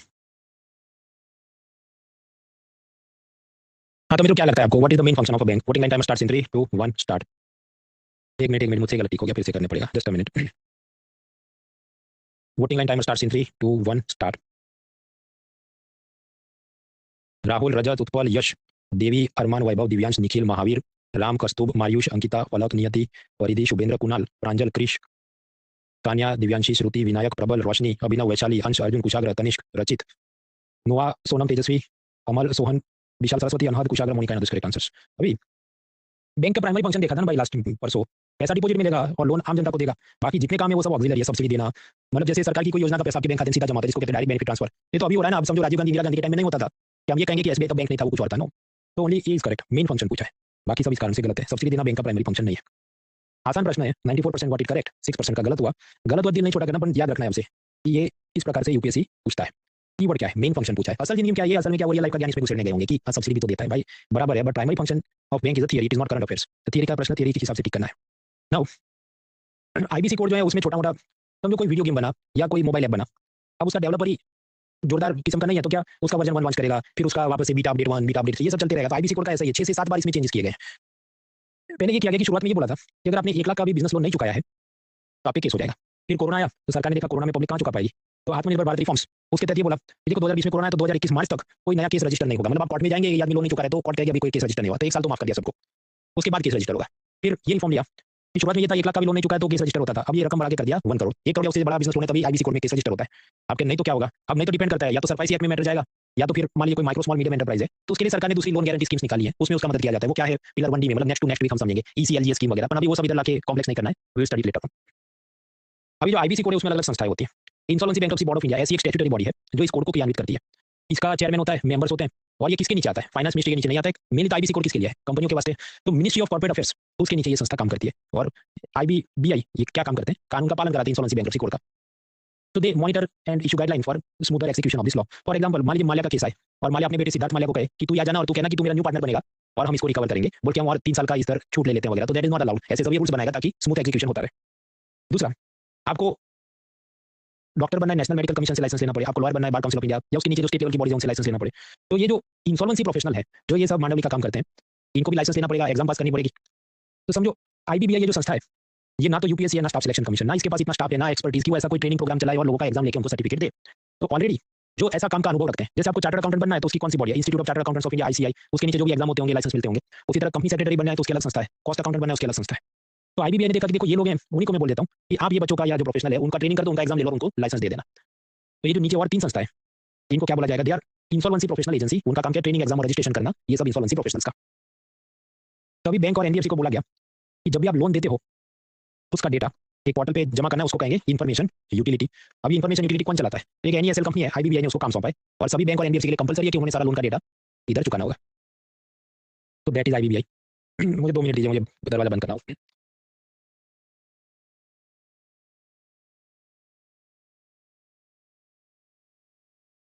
कुछ बार फालतू पब्लिक घूमने निकल जाती है सैयारा टाइप की, हाँ हाँ ये करके एग्जाम की तैयारी करो यार। Anyway, so next topic is IBC prepack. ये क्या है समझते हैं। देखिए जो अब तक मैं आपको बता रहा था आईबीसी कोड, उसमें मान लीजिए किसी कंपनी ने लोन नहीं चुका है तो जो लैंडर है वो कंप्लेन करेगा, उसके बाद कमिटी ऑफ क्रेडिटर बनेगी और फिर इस लोन का जो भी रिस्ट्रक्चरिंग करना है, लिक्विडेशन करना है, ये पूरी चीज की डेडलाइन रहती है 330 डेज। 303 डेज में ये 330 में ये प्रोसेस कंप्लीट करो। अगर नहीं हो पाती तो फिर सीधा इसका लिक्विडेशन यानी नीलामी करनी है। तो जो पूरी प्रोसेस इसको क्या कहा जाता है, आपके आईबीसी कोड है बराबर है, लेकिन टेक्निकली इसको बोला जाता है आईबीसी कोड की कॉर्पोरेट इंसॉल्वेंसी रेजोल्यूशन प्रोसेस यानी सीआईआरपी। फुल फॉर्म भी नहीं याद रखना, शॉर्ट फॉर्म भी याद नहीं रखना है। लेकिन आप समझो 330 दिन तक तो केस चलेगा ना। अब जितने दिन केस चलेगा और अगर बड़ी कंपनी है तो द हिंदू, इंडियन एक्सप्रेस उसका कुछ ना कुछ लिखते रहेंगे, आज ये केस में ऐसा हुआ, आज मीटिंग में ऐसा हुआ, तो बहुत सारी नेगेटिव पीआर हो जाएगी। अब मान लीजिए वोल्टास या वीडियोकॉन इनका केस चलाओ, रोज नेगेटिव पीआर हो रही है, आप एक कस्टमर के रूप में सोच रहे हैं मुझे टीवी या फ्रिज खरीदना है, तो आप तो नहीं खरीदेंगे कि भाई ये तो कंपनी का केस चला है 10 साल बाद, क्योंकि फ्रिज वाले आजकल क्या बेचते हैं कि हमारा जो कंप्रेसर है उसमें 10 साल की वारंटी है, लेकिन अगर उसका केस चला तो आपको डाउट में आ जाएंगे 10 साल की कंपनी रहेगा कि नहीं। तो negative PR will affect the sales. तो जैसे ही केस चालू हुआ तो समझो नेगेटिव पब्लिसिटी चालू। तो क्या होना चाहिए कि पर्दे के पीछे चुपचाप ही वो आपस में समझ रहे हैं उनको जो समझना है, और मीडिया कवरेज और पूरा कोर्ट में फॉर्मली चीजें रजिस्टर ना की जाए, तो उसे क्या कहेंगे, प्री पैकिंग। प्री पैकिंग का मतलब क्या है, जो बॉरोवर है मान लीजिए वीडियोकॉन, वो इनफॉर्मली या डिस्क्रिप्टली मतलब छुपा छुपा के चुप रह के मीडिया और कोर्ट में ना जाके जो भी उसके लैंडर्स हैं उनके साथ एक समझौता कर ले before approaching this IBC code या एनसीएलटी प्रोसेस। मतलब वो तो स्टेट बैंक अब जैसे उसको धमकी देगा कि भाई चल मैं जा रहा हूँ कोर्ट में, तो वीडियो कॉल उसको रोक लेगा, नहीं आप रुक जाओ, और हम समझ लेते हैं। तो उस प्रोसेस को हम क्या कहेंगे, प्रीपैक। प्रीपैक से क्या फायदा है कि तेजी से कॉन्फिडेंशियली काम खत्म हो जाएगा, नेगेटिव पीआर नहीं होगी। और ये सिस्टम ब्रिटेन और अमेरिका में तो है, भारत के अंदर इसको आईबीसी कोड में पीछे से इंप्लीमेंट किया गया, लेकिन अब ये सिर्फ माइक्रो स्मॉल मीडियम एंटरप्राइज के लिए है। मतलब इसकी भी कुछ प्रोसेस होगी, समझो कि प्रीपैक है, फिर वो लटका नहीं सकता कि हाँ नेगोशिएट करते हैं लेकिन फिर कुछ करें, उसमें मान लो ऐसा लिखा कि 90 डेज में तुमने निपटारा आपस में समझ लेना होगा, नहीं समझे तो फिर इधर केस जाएगा वगैरह। तो एक लाइन में याद रखना है प्रीपैक क्या है, फॉर्मल केस चलाने से पहले पर्दे के पीछे behind the curtain they try to work out the resolution.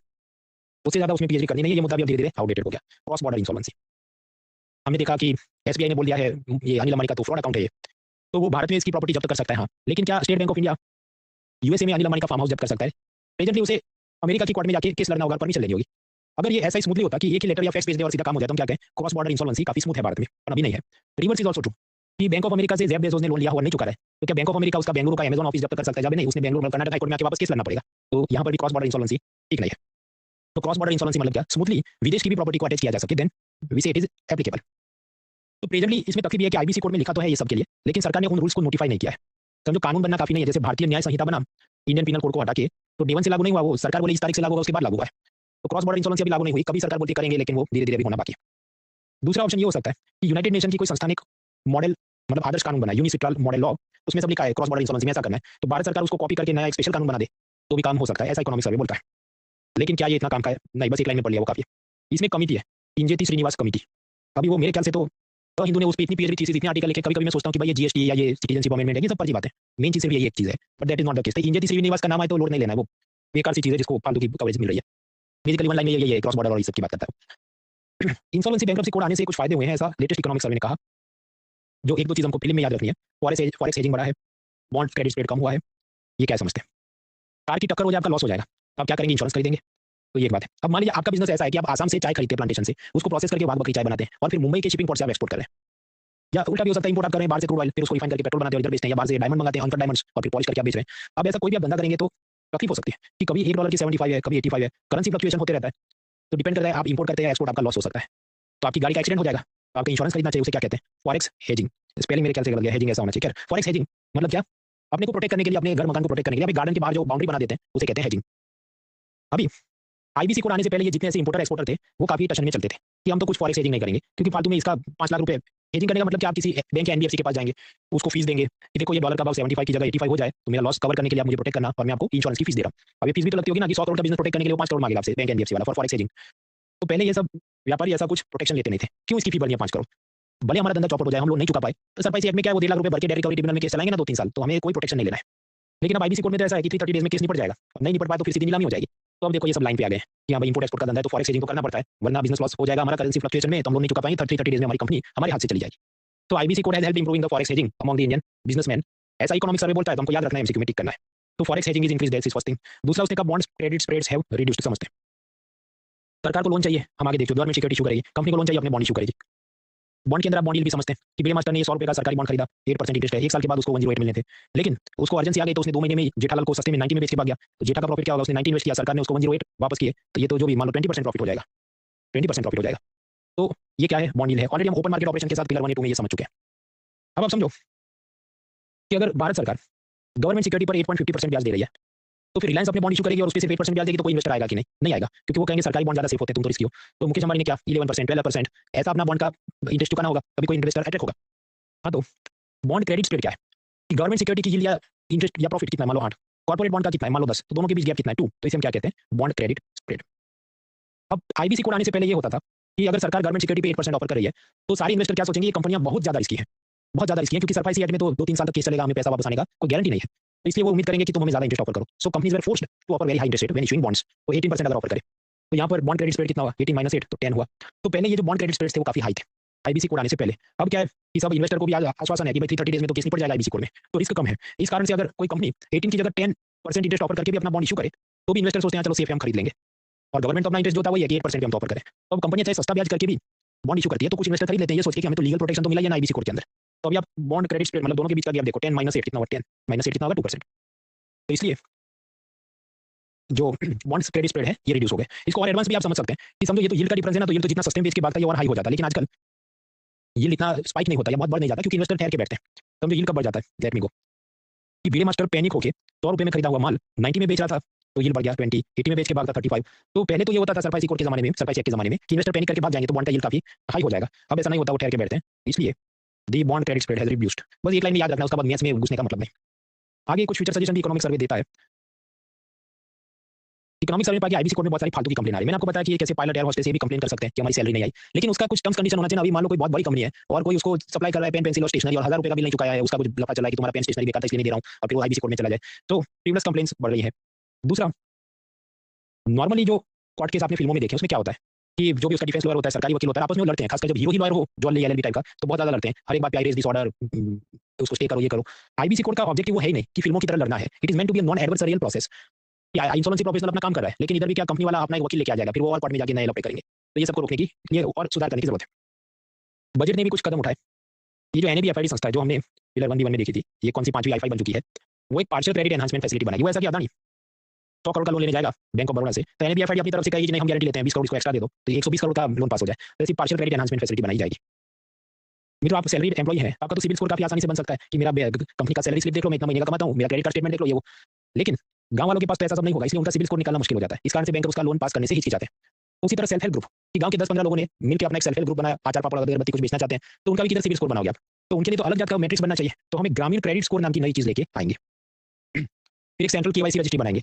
तो उससे फायदा क्या हो सकता है, अभी आप समझो, एसबीआई में आपको खाता खोलना है, वो कहेगा केवाईसी करो, मतलब आप अपना पान कार्ड, आधार कार्ड ये सब दो। फिर एक्सिस में आपको दूसरा खाता खोलना है, वो वापस पूरी प्रोसेस कराएगा। जबकि ये होना चाहिए कि भाई एसबीआई ने कर दिया है तो तुम उसी से मांग लो, ऑनलाइन कॉपी कर लो, खेल खत्म। तो ऐसी central KYC, know your customer वाली जो डेटाबेस हम बनवाएंगे।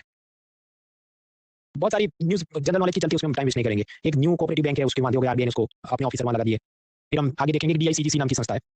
बैंक में आपका डिपॉजिट का पैसा था, बैंक बंद हो गया तो 5 लाख रुपए तक भी वापस करते हैं। अब सरकार सोच रही है इसको बढ़ा के 10-12 लाख करते हैं, और वो जब होगा तब देखेंगे, अभी तो नहीं हुआ है।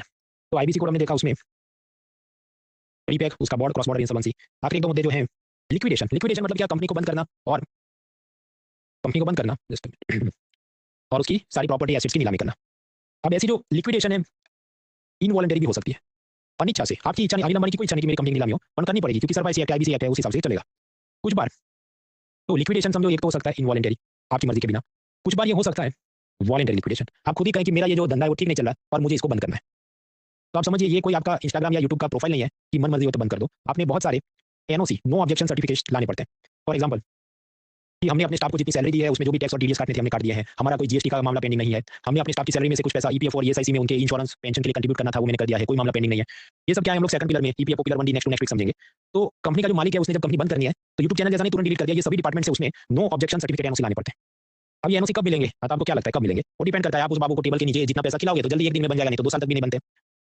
तो भारत में वॉलंटरी लिक्विडेशन मतलब लोन का तो केस है ही नहीं, आपको खुद ही कंपनी बंद करनी है तो भी आपको 2 साल लग जाएंगे एनओसी लाते लाते। तो ये सब ईज ऑफ डूइंग बिजनेस नहीं है।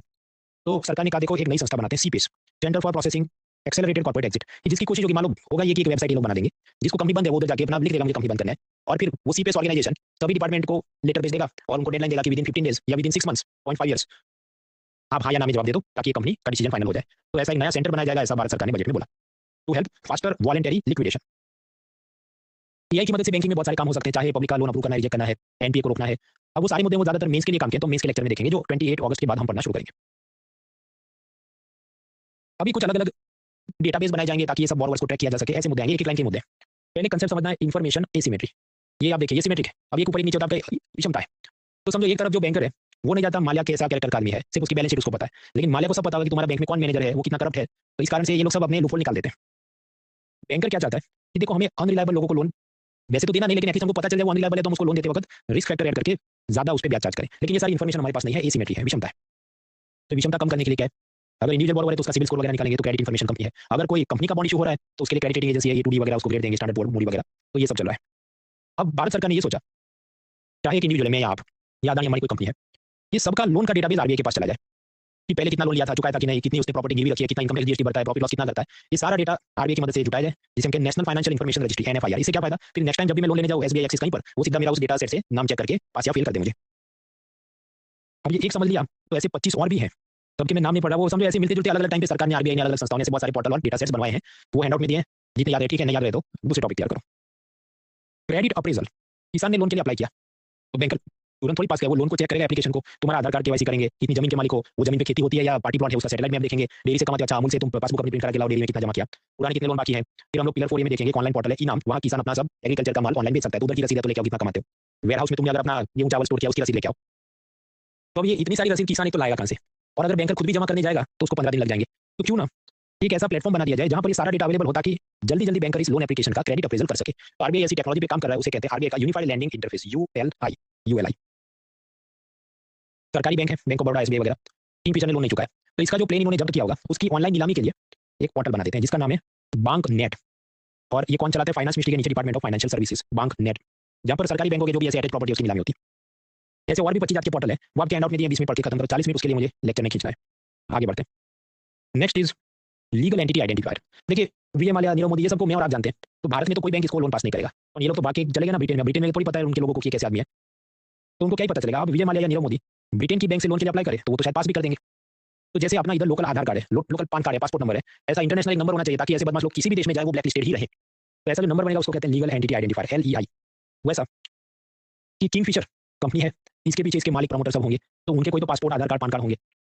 तो अब किंगफिशर ने एक नया नंबर लेना पड़ेगा जिसको हम कहें LEI number, legal entity identifier. और जब वो लोन के लिए अप्लाई करे तो उसने ये नंबर लिखना पड़ेगा। तो जैसे वो नंबर लिखेगा क्या होगा, बैंक एनबीएफसी चाहे भारत में, ब्रिटेन में, यूएस में, नेदरलैंड में, वो चेक करेगा, अच्छा LEI नंबर है तो उसके पीछे लिंक तुम्हारे कितने प्रमोटर, उसका पासपोर्ट, आधार, पान कार्ड क्या है, उनका क्या इतिहास है, और फिर उन लोगों को वो ब्लैक लिस्ट कराया है, तो हम तुम्हारी भले नई कंपनी तुम बना लोगे तब भी तुम्हें हम नई लोन पास करेंगे। तो ऐसा ग्लोबल लेवल का आधार कार्ड बनाने की कोशिश है, उसको हम कह रहे हैं लीगल एंटिटी आइडेंटिफायर, जो असल में कंपनियों ने ये नंबर लेना है। बस एक लाइन याद रखना है, बहुत ज्यादा उसमें दिमाग नहीं खर्च करना है। लंदन में एक एरिया कैमडेन। कैमडेन में समझो जैसे भारत की एनफोर्समेंट डायरेक्टरेट, ऐसी अलग अलग देशों की संस्थाएं होंगी, उन सबने अपना इन्फॉर्मल ग्रुप बनाया है, Camden asset recovery intelligence network, यानी कैरी नेटवर्क। उसका काम क्या कि मान लिया देश छोड़ के भाग गया तो उसकी प्रॉपर्टी अटैच करनी है, उसको ट्रेस करना है लोन के केसेस में, उसके वास्ते कैरिंग ग्रुप है। तो भारत का ईडी भी इसमें ज्वाइन कर रहा है। मान लीजिए विजय माल्या या नीरव मोदी सारा पान कार्ड, आधार कार्ड ले ले, उसकी कंपनियां का लीगल एंटिटी आइडेंटिफायर भी निकाल दे, लेकिन एक दिन बिना लोन चुकाए भाग जाए, तो क्या उखाड़ लोगे? What if he runs away, मतलब नहीं चुकाऊंगा मैं भाग जाऊंगा, तो फिर उनके लिए है फ्यूजिटिव इकोनॉमिक ऑफेंडर्स एक्ट 2018। तो जो भगोड़ा अपराधी है, मतलब छोटे केस में नहीं 100 करोड़ से बड़ा केस करके गया जिसमें चेक बाउंस हो गया, लोन नहीं चुकाया, मनी का मैटर है, तो फिर उसकी अलग कोर्ट होगी, वहां पर सरकार जब शिकायत लगाए तो इसकी सारी संपत्ति भारत में जब्त कर ली जाएगी। ऑल हिज प्रॉपर्टी, गिरवी रखा है नहीं रखा है कोई फर्क नहीं पड़ता, सारा उसका इंडिया का प्रॉपर्टी जब्त कर लिया जाएगा। ऐसा ये कानून है फ्यूजिटिव इकोनॉमिक ऑफेंडर्स एक्ट। ये भी पुरानी चीज हो गई तो इसको एक लाइन में याद रखना है। और इस ऐसे कानून में स्टे कैसे रखते हैं कि फिर नॉर्मल सिविल कोर्ट वगैरह में जाके स्टे ऑर्डर नहीं ला सकता, उसने सीधा हाई कोर्ट या सुप्रीम कोर्ट में जाना पड़ेगा वगैरह वगैरह। लुकआउट सर्कुलर क्या होता है कि मान लीजिए कोई व्यक्ति है वो भारत छोड़ के भाग रहा है, तो फिर पुलिस अगर लुकआउट सर्कुलर जारी करती है तो सभी एयरपोर्ट के अंदर जो सिक्योरिटी ऑफिसर है उनको मिल जाता है। तो अगर कोई आदमी वहां से जा रहा है तो उसका पासपोर्ट वगैरह चेक करके उसको रोक देंगे, तो उसे कहते हैं लुकआउट सर्कुलर से, LOC। ऐसा तो कौन जारी कर सकते हैं? स्वाभाविक पुलिस जारी कर सकते हैं, कोर्ट जारी कर सकते हैं, मिनिस्ट्री ऑफ होम अफेयर्स, गृह मंत्रालय जारी कर सकता है। यस, बैंकर तो नहीं जारी कर सकते ना, बैंक को ऐसी थोड़ी लीगल पावर है कि हमारे लोन नहीं चुका है तो वो उसको रोको एयरपोर्ट छोड़ के भागने से। तो बैंक ने नॉर्मल करना चाहिए, या तो कोर्ट या पुलिस में जाके सर्कुलर जारी करना चाहिए। ऐसा कुछ लीगल कॉम्प्लिकेशन हुआ था तो कोर्ट ने क्लैरिटी दी कि बैंकर इशू नहीं कर सकते। तो अभी इसके बाद एक आध दो छोटे मोटे 5-10 मिनट के मुद्दे पढ़ते हैं, बाकी जो है बैड बैंक या फिर बासेल नॉर्म्स, ये सब सुकून से पढ़ने वाले टॉपिक है, वो कल पढ़ेंगे। तो छोटा एक मुद्दा समझ लेते हैं, DICGC क्या है।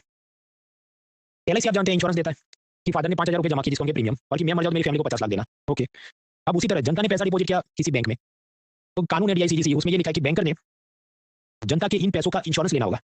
किसे इंश्योरेंस लेना होगा? एक संस्था है deposit insurance and credit guarantee corporation, DICGC, full form याद रखना है। तो समझो आपको नहीं, बैंकर ने वो इंश्योरेंस लेना है, डिपॉजिट इंश्योरेंस, और फिर जब ये बैंक बंद हो जाए तो आपका लॉस हो गया, तो DICGC संस्था आपको रिफंड में पैसा देगी। पहले 1 लाख रुपये तक देते थे, फिर सरकार ने बढ़ा के 5 लाख रुपये तक रिफंड की अमाउंट बढ़ा दी। तो ऑल टाइप ऑफ डिपॉजिट्स उस पर ये इंश्योरेंस लिया जाता है। अब स्वाभाविक है इंश्योरेंस लिया जाता है तो इंश्योरेंस की फीस होती है, तो यहाँ पर SBI ने DICGC को कुछ फीस देनी होगी, कितनी देनी होगी? तो प्रति 100 रुपये के डिपॉजिट को इंश्योरेंस करने के लिए 12 से 15 पैसे फीस देनी होगी। अब स्वाभाविक है तो सारे बैंक तो फेल होने नहीं है, लेकिन इतने करोड़ों की जो इंश्योरेंस होगी तो DICGC के पास बहुत पैसा आ जाएगा। तो मान लो किसी दिन कोई एक बैंक अगर बंद हो जाए तो उसमें कितना 100 करोड़ देना है, तो उतना तो दे पाएंगे, बिकॉज बाकी 99 बैंकों ने 10 लाख करोड़ का उनको फीस देकर रखा होगा। क्या अब ये DICGC आपके तो बहुत बेस्ट चीज़ है, but there are some problems. पहला 5 लाख रुपये तक का इंश्योरेंस है, तो अगर मैंने 6 लाख रुपये का डिपॉजिट किया था, they will only give me 5 lakh after the scam, बाकी 1 लाख का क्या? अब जैसे कौन सी मूवी में वेब सीरीज आई थी स्कैम 1992, वो हर्षद मेहता नाम का एक वो शेयर बाजार का मास्टरमाइंड था, उसने स्कैम किया। हर्षद मेहता ने वो पैसे कहाँ से लाया था? Madhupura cooperative bank, Kalupur cooperative bank, ऐसे अहमदाबाद में कुछ कोऑपरेटिव बैंक है, तो हर्षद मेहता ने उनको चुना लगा के पैसा लिया, शेयर बाजार में स्कैम किया और बहुत सारे लोगों का पैसा डूब गया। शेयर बाजार का वालों का तो डूबा ही, बैंक में जिन्होंने डिपॉजिट किया था उनका भी डूबा। लेकिन ऐसी जो कोऑपरेटिव बैंक्स हैं उसमें कोई इंसाफ नहीं हुआ है। ये माधुपुरा और कालूपुर बैंक वालों का भी इंसाफ नहीं हुआ है, क्योंकि उसमें समझो ड्यूअल रेगुलेशन था, RBI भी देखता था और स्टेट गवर्नमेंट का रजिस्ट्रार भी देखता था, जो हमने पिछले लेक्चर्स में देखा 1B में। ऑफकोर्स 2020 में नया ऑर्डिनेंस आया, उस हिसाब से तो केवल RBI देखेगा, और ये पुराने केस इतने पुराने और इसमें इतने लीगल कॉम्प्लिकेशन है कि अभी तक कुछ मिलेगा। तो दीज आर द चैलेंजेस। तो मैं आपको बता रहा था, सपोज मैंने ये कालूपुर या माधुपुरा बैंक में 6 लाख डिपॉजिट किए थे, मैक्सिमम कितना वापस लेगा? 5 लाख। बाकी 1 लाख का ऐसा है कि अब RBI जाके बोले कि ये कालूपुर और माधुपुरा बैंक का जितना प्रॉपर्टी, गाड़ी, जमीन है, सब बेच दो, नीलामी करो, इसमें से पैसा तो डिपॉजिट करो, तब होगा। तो होने में अभी 100-200 साल और लग जाने वाले। तो this is one problem of DICGC। Second, bank का तो चलिए लॉस कवर हुआ, लेकिन NBFC में अगर आपने पैसा लगाया, फॉर एग्जांपल एक है टाटा म्यूचुअल फंड, आपने उसमें पैसा लगाया, टाटा म्यूचुअल फंड ने दूसरी कंपनी में पैसा लगाया, IL&FS में स्कैम हो गया, आपका भी पैसा डूब गया, तो इधर तो DICGC है नहीं। ऐसा एक UTI म्यूचुअल फंड था, उसमें ये केतन पारेख या हर्षद मेहता ने स्कैम किया, तो DICGC तो कवर करेगा नहीं। फिर भारत सरकार ने टैक्स पेयर का पैसा उसमें डाला UTI म्यूचुअल फंड में, और उसकी मदद से सब जो भी उसके इन्वेस्टर्स थे उनको लौटाया। तो these are the challenges with DICGC। तो रिफॉर्म लेने के लिए सरकार ने कमेटी बनाई थी, justice BN Shri Krishna committee. उसने एक सुधार बताया कि देखो ये DICGC है, इसको बंद कर देते हैं, इसकी जगह एक नई संस्था बनाते हैं, रेजोल्यूशन कॉर्पोरेशन। और वो ऐसी संस्था होगी कि ना सिर्फ बैंक बल्कि NBFC दोनों ही जगह पर इन्वेस्टर को प्रोटेक्ट करेगा। ऐसी नई संस्था बनेगी जिसको बोलेंगे रेजोल्यूशन कॉर्पोरेशन RC। तो ये DICGC को बंद कर देंगे हम लोग। तो स्वाभाविक है कानून में चेंज करना पड़ेगा क्योंकि DICGC तो कानून से बनाई गई है। तो सरकार ने इसके लिए एक बिल लेके आई थी, लेकिन फिर काफी नेगेटिव उसमें पब्लिसिटी PR हुई। जैसे आप जानते हैं, हम पिलर 4 में देखेंगे 3 किसान कानून आए थे, जिसमें असल में किसानों का भला होने की बात थी, लेकिन सरकार समझा नहीं पाई और विपक्ष और बाकी लोगों ने जो उसकी खामियां बहुत ज्यादा हाईलाइट की, तो पब्लिक डर गई, किसान डर गया। ऐसा इधर भी हुआ। इसके चलते सरकार को ये एक बिल था FRDI बिल, वो उन्होंने वापस ले लिया कि हम ऐसा कुछ करने वाले नहीं है, अभी सिर्फ DICGC रहेगा, ये कोई नई संस्था नहीं बन रही। तो ये मामला भी समझे तो 2018 में खत्म हो गया। आके खत्म हो गया तो फिर तुम क्यों बता रहे हो? क्योंकि द हिंदू में जब उनको कॉलम लिखने को कोई बचे नहीं, तो याद करेगा अच्छा वो स्कैम हो गया, लेकिन उसमें तो इंसाफ है नहीं, तो हमने जस्टिस BN श्री कृष्णा बोल के किया था, ये करना था, लेकिन ये तो सरकार ने बिल वापस करके 300 वर्ड्स का आर्टिकल वो कंप्लीट करता है। तो then we should not spend time. The Hindu में कुछ आया, उसको देख के करंट अफेयर्स PDF वाले अपने में डालते हैं, करके बहुत सारे ऐसे टॉपिक्स बन जाते हैं, क्योंकि हवा जिसका असल में एग्जाम में कोई उपयोग है नहीं। इकोनॉमी में चलिए मैं आपको बताने वाला हूं कि ये काम है नहीं काम का है, लेकिन यही थॉट प्रोसेस आप सभी सब्जेक्ट में रखें, चाहे कोई टीचर आपको बोले नहीं बोले, आपको हमेशा प्रीवियस क्वेश्चन में कितनी गहराई में पूछ रहे हैं, ये एक नजर के साथ आप बना के रखेंगे, इट विल हेल्प यू। तो आज के लिए इतना काफी है, कल मिलेंगे। तो ये बैड बैंक क्या है, प्रॉम्प्ट करेक्टिव एक्शन, RBI का डिविडेंड, बासेल नॉर्म्स, ये सब समझना है। तो इतना पढ़ के आइए, उसका भी बुधवार को टेस्ट होगा। कल कुछ और भी सॉल्व करेंगे। So end class here, see you tomorrow night, let's click.